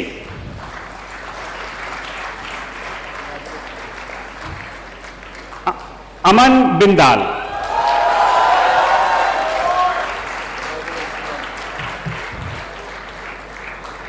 कंतिजाना सुशांत बोड़ा,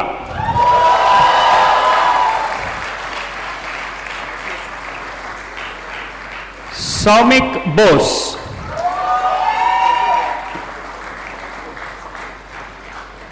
पंखुरी चक्रवर्ती,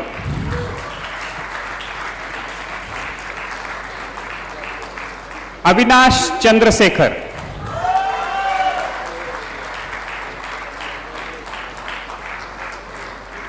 देवजीत चैटर्जी,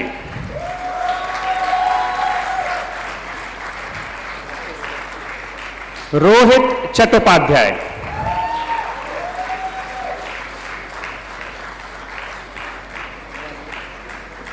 शब्दा Chaudhary,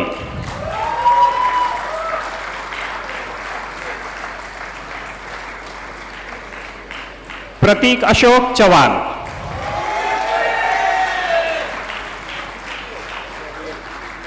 Harshal Chawla,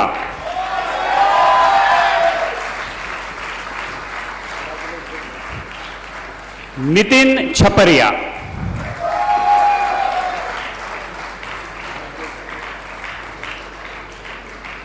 Priyanka Chopra,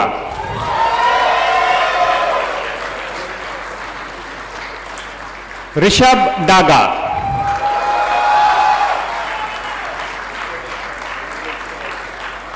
Abhishek Das,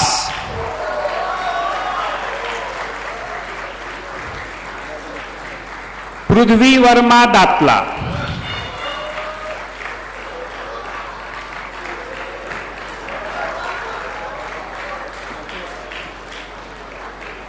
Saumya day,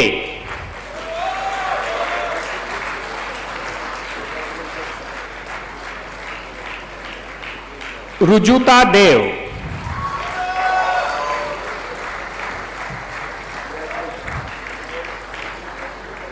हर्ष ढाका,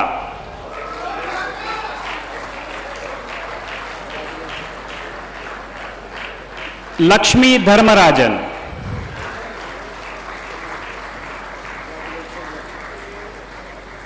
छायान धीर,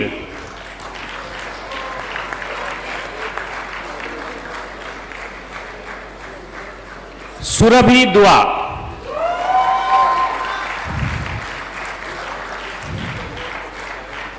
Jeffrey Thomas Franklin,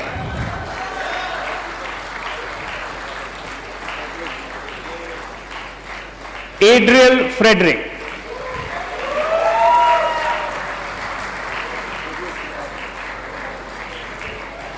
Lakshmi Ganesan,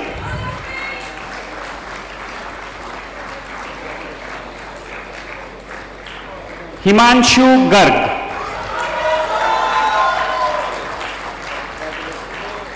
Rishabh Garg,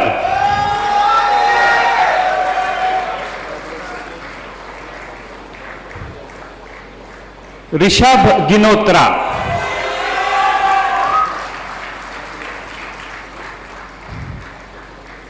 Saurabh Gokhale,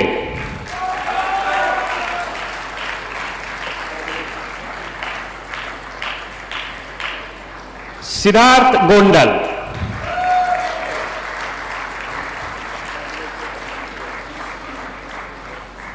Ankita Goyal,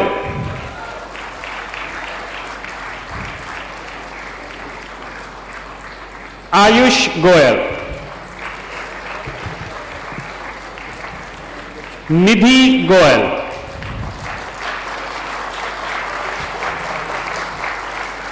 Saurabh Goyal,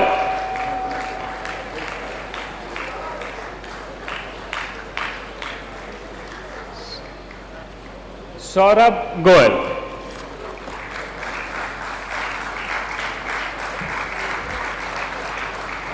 Vineet Goyal,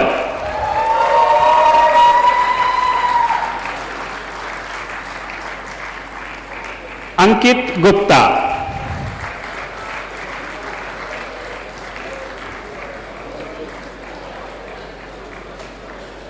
Ankit Gupta,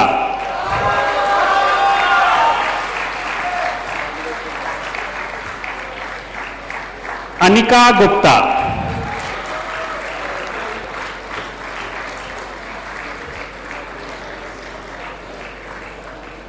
Aparajita Gupta,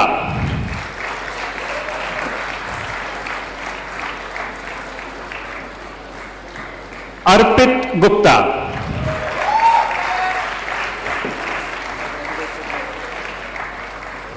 Nishu Gupta,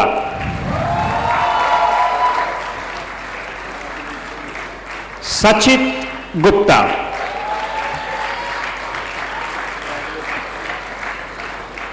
Saurabh Gupta,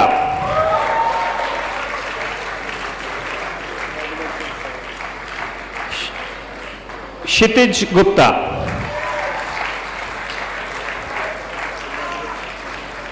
Swati Gupta,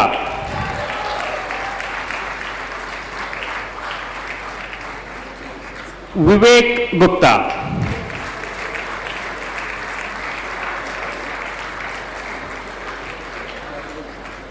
Varun Hanglu,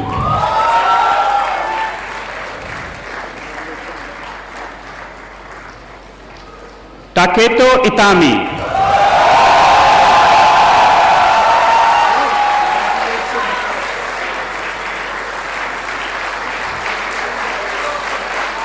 Lavanya Kumar Jain,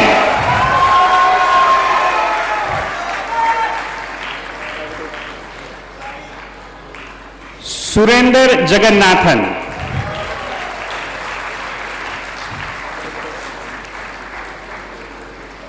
Kaustubh Jhaveri,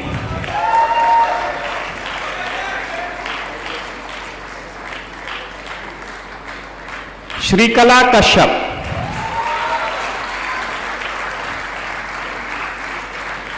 Saransh Khanna,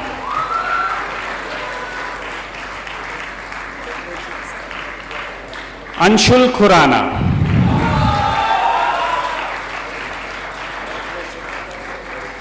Komal,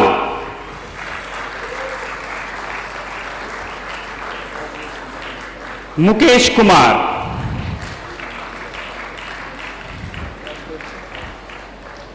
Shrey Kumar,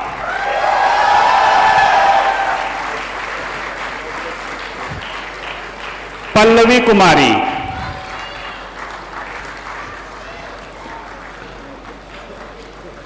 अंकुर लोहानी,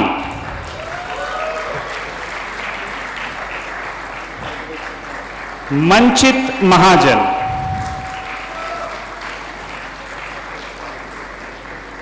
प्रखर many,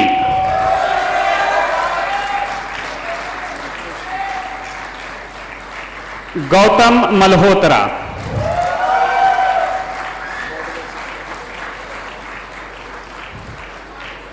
Simarjeet Singh मनकतला,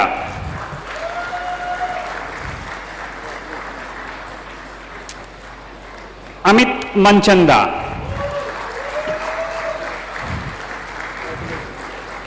Kartik मर्रीपुड़ी,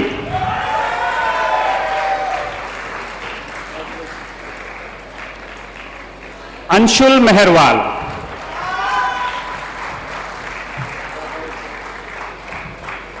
जलोलुद्दीन मिंगबाई,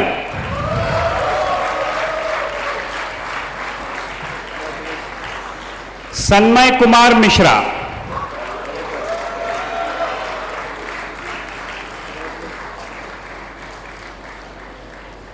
मोहित मित्तल,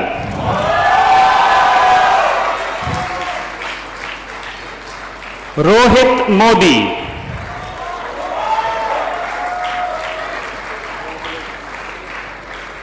चरण के मोहन,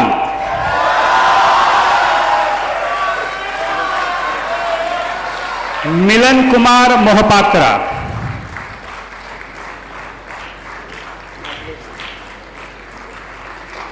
फरहान मुकादम,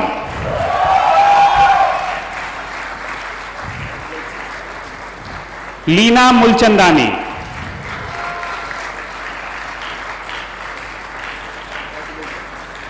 प्रतीक मुंजाल,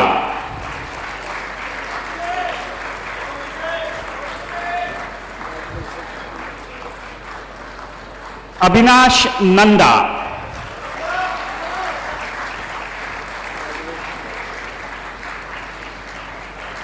तरणप्रीत कौर नारंग,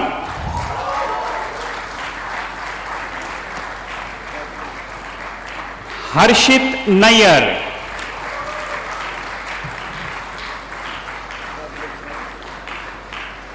पूजा नैयर,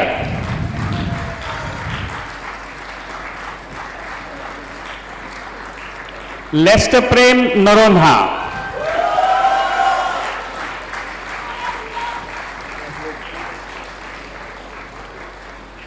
रचिता पंड्या,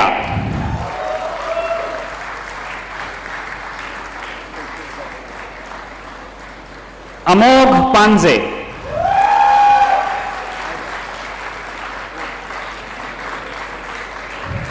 रोहित पनवार,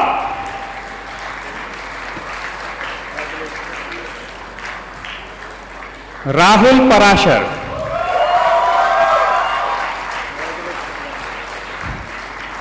राकेश कुमार पाठक,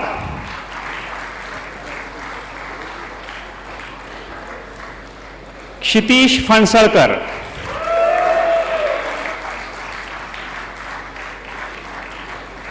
पीयूष,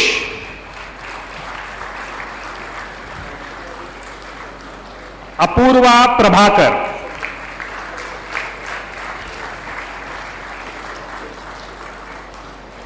तेजस्वी प्रकाश,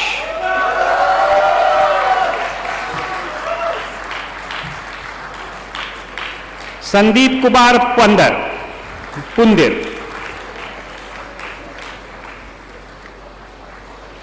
राहुल रघुवंशी,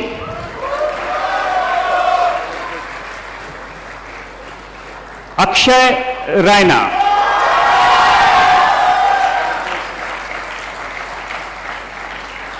प्रशांत राजपाल, निखिल रंजन,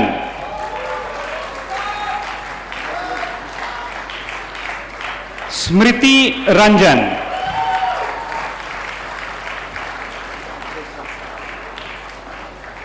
करुणा Rao,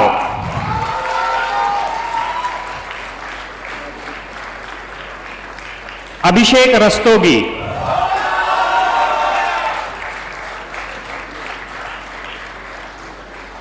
Arani Roy,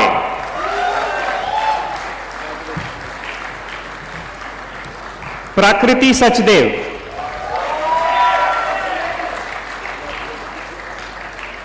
Tushit Saraf,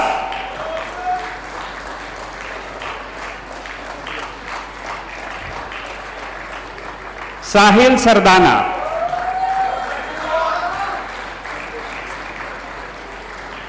Sachidanand Sawant,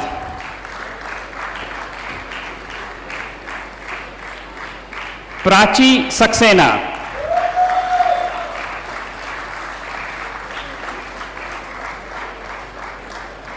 Siddharth Sikond,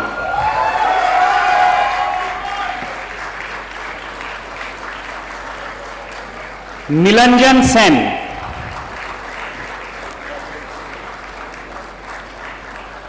Darshil Shah,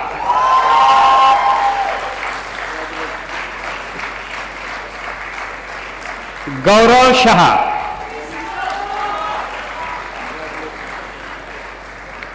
Nirali Shah,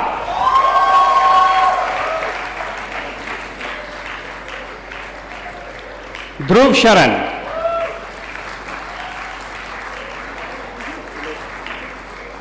Saurav Sharan,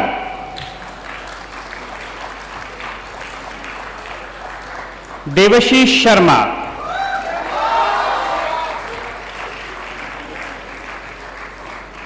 Ishan Sharma,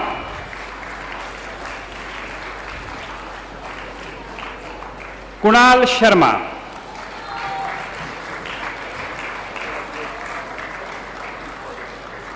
Noor Shergill,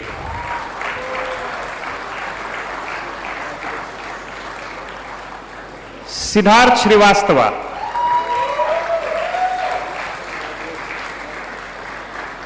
Siddharth Srivastava,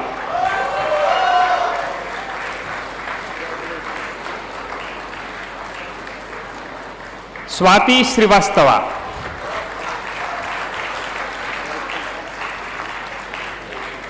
Amrinder Singh,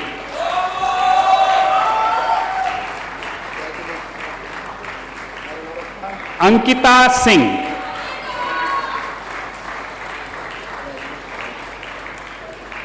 Baltej Singh,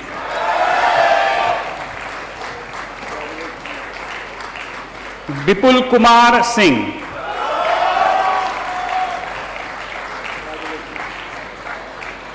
Divya Singh,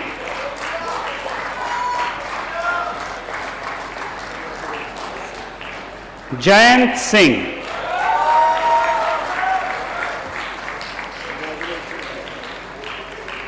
Toshan Singh,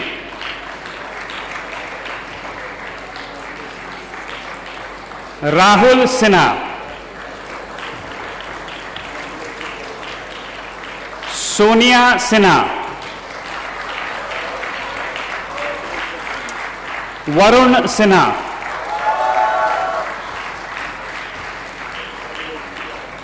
Aravind Sivakumar,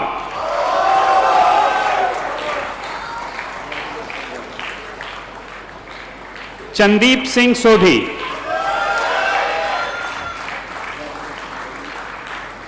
Ruchi Somaya,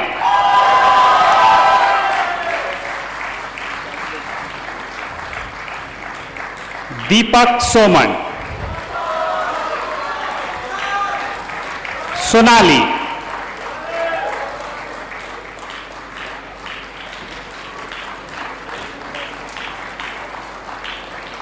Chandni Soni,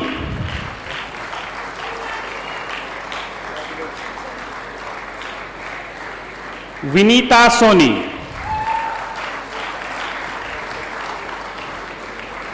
Rameshwar Srinivasan,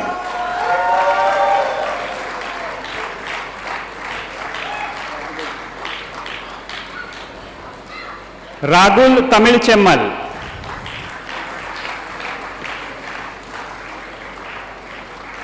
Suyash Kumar Tiwari,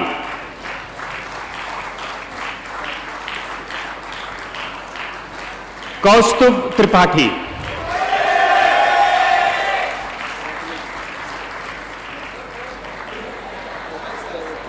Gaurav Tyagi.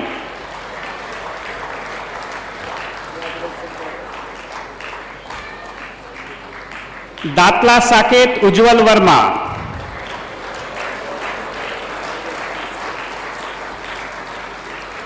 Sankalp Verma.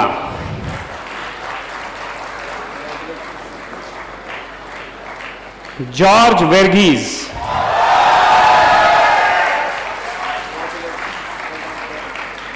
Ritu Vijay.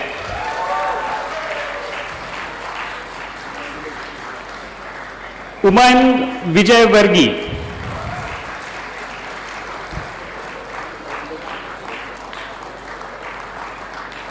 Pulkit Wadhwa.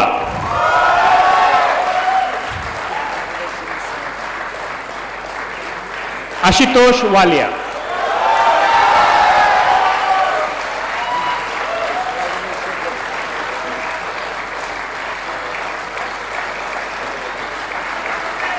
Thank you, Honorable Minister, Dean Rangnecker. And congratulations to both the graduating classes.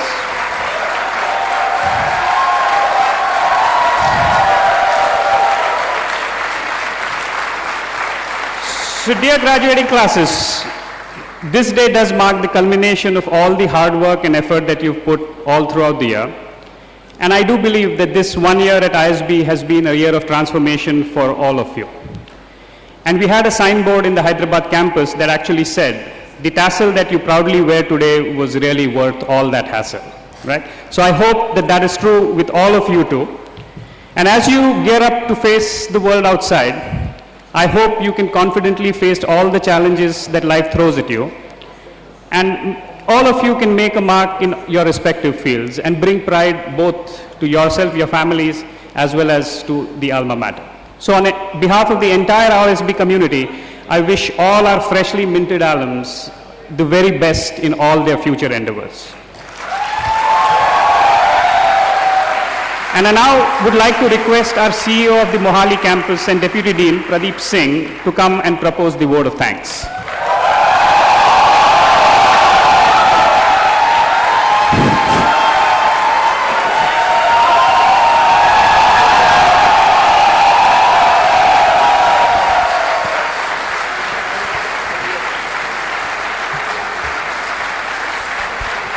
Thank you. Thank you. It is now left to me to bring this wonderful event to a close and to bring down the curtains on another academic year at the Indian School of Business. Please allow me to take a few minutes to thank you all who in all your different ways and special ways have made this year a rewarding and fulfilling experience for the 205 men and women who will step out from the portals of ISB Mohali campus today as the proud alums of the PGP Class of 2015.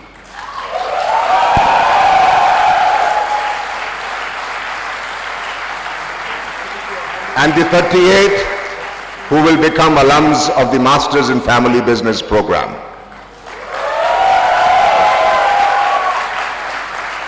First and foremost, we thank the families and friends of the students for their support and good wishes that helped the students through the year. Friends and families of graduating students, you have fully earned the pride and satisfaction that you feel today as you watch these students gather under the ISB flag and receive their hard-earned diplomas.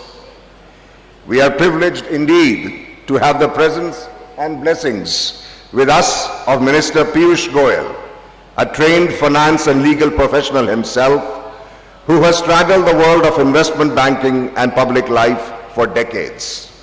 I thank you, sir, for your messages and advice on partnership, on Samvad, on Sampark, on decisive leadership, the importance of planning, the importance of adhering to the rule of law, prioritization, resolving disputes, and so many others. Thank you once again.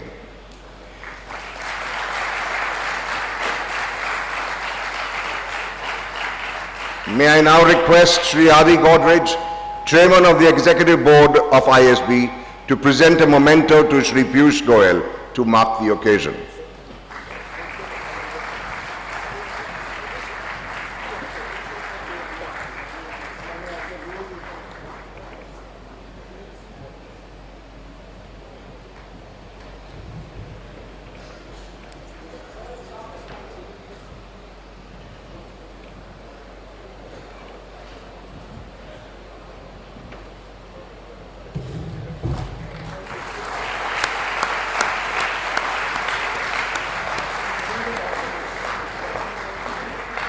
We are privileged indeed to have the grateful presence of the members of the Executive Board of ISB under the able leadership of our Chairman, Shri Adi Godrej, for being here to participate with us in this ceremony. ISB benefits immeasurably from the guidance, support, leadership and affection of an Executive Board of such preeminence representing the who's who of corporate India. Indeed, the Indian School of Business derives its uniqueness from the drive and energy represented by the board. The Mohali campus has in turn a very special relationship, in particular with our founding sponsors, namely the Bharati Group, the Hero Group, the Max Group and the Punj Lloyd Group of companies. We are thankful for their generous, unstinted and continuing support. The success story of ISB is, of course, inextricably rooted in our partners, the Wharton School at the University of Pennsylvania, the Kellogg School at Northwestern Universities, the London Business School, and of late, the Massachusetts Institute of Technology in Cambridge, the Fletcher School of Diplomacy in Boston again, and the Wharton School for their Healthcare Institute partnership. Indeed, ISB owes its existence to the wholehearted support from these haloed international institutions and from the leading faculty members from these schools that not only teach in the program but help build the institution in many, many different ways. The quality of the faculty members of ISB, both resident and visiting, is what sets ISB apart. If there is one view on which you will find overwhelming agreement among the students year after year, it is that our faculty members and teaching standards are outstanding. The ISB alumni have always been a source of enormous pride for us as they go out and make their mark in the world. And today you join them. But even as the alumni build their own lives, they have unstintingly shared their time and experience with us, be it through admissions, roadshows and interviews, placement support, mentoring students or providing feedback and suggestions to the school. And of course, without your brilliant performance in the industry, we would not even have been recognized as a globally ranked business school as we are. A special word of thanks also to our guests from the media. We owe our success to the support and positive encouragement that you provide to ISB. The message that you carry about us to the world helps us immeasurably in being able to make a difference in the society around us. The residents from the Tri-City of Mohali, Chandigarh and Panchkula have become a part of the extended ISB family through the last couple of years. We are grateful in particular to the IKEA families who have traditionally opened their hearts, homes and hearth to our students.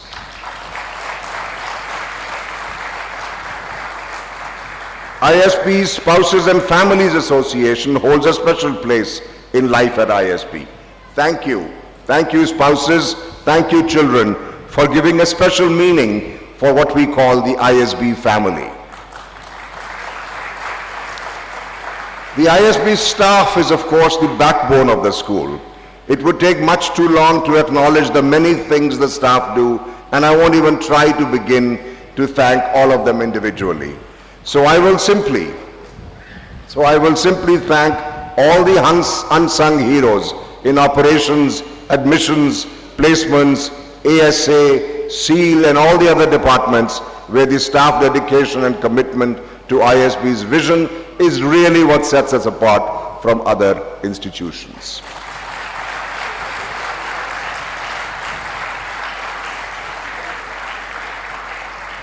And finally, all of you, dear students, you are the chicken in the chicken curry,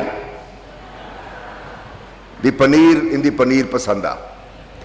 This day is really about you, a day to celebrate your successes, your time at ISB, and the opportunities ahead of you. Go now, leave, go far away and leave us far behind. Go and multiply. Be the bees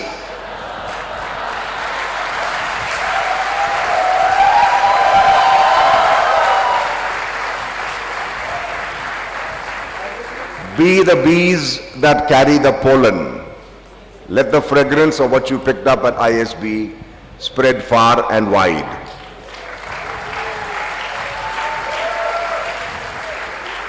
And as you do that, stay engaged.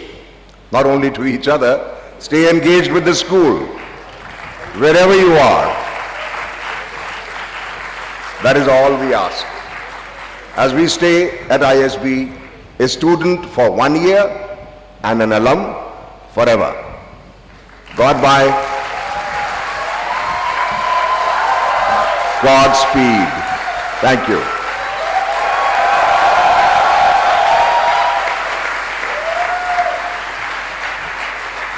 Thank you, Deputy Dean Pradeep Singh.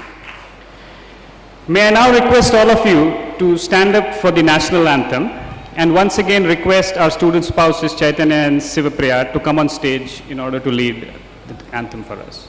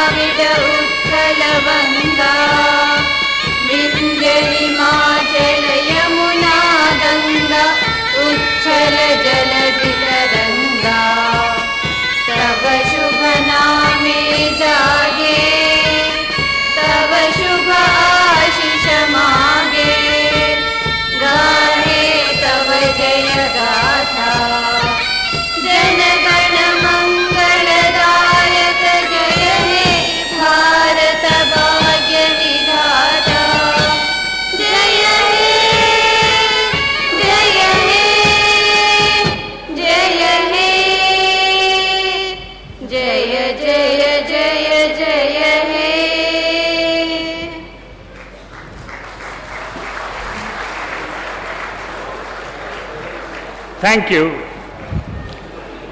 Chaitanya and Sivapriya. Ladies and gentlemen, yeah, please take your seats. It's okay, you can sit down. We are almost there, right? But there are two very important things that we still need to do. And the first is an announcement that I need to make, that I do take pleasure in requesting all of you to join us for a celebratory lunch in the atrium. So after the ceremony, please come to the atrium and have lunch with all of us. And the second, perhaps the most important and fun thing for all of you, that I hope you have practiced. Have you done that, guys? Okay. But before you do that, I do want to request one thing, that I know once you fling those things on your head, far and above your head, and when they come down, they will be all over the place, so you will have a tendency to go and grab them again. So hold on for that. I would request you to sit down, because at the end of the ceremony, the procession needs to head back, so we need to keep the central pathway clear. And then you can, of course, go get your hats and, join us for lunch after that.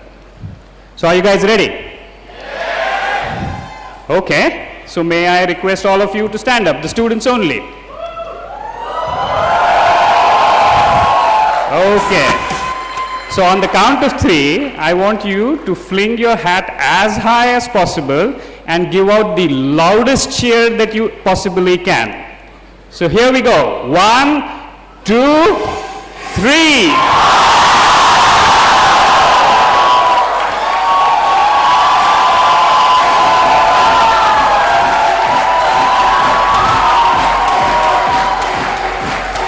Congratulations, guys.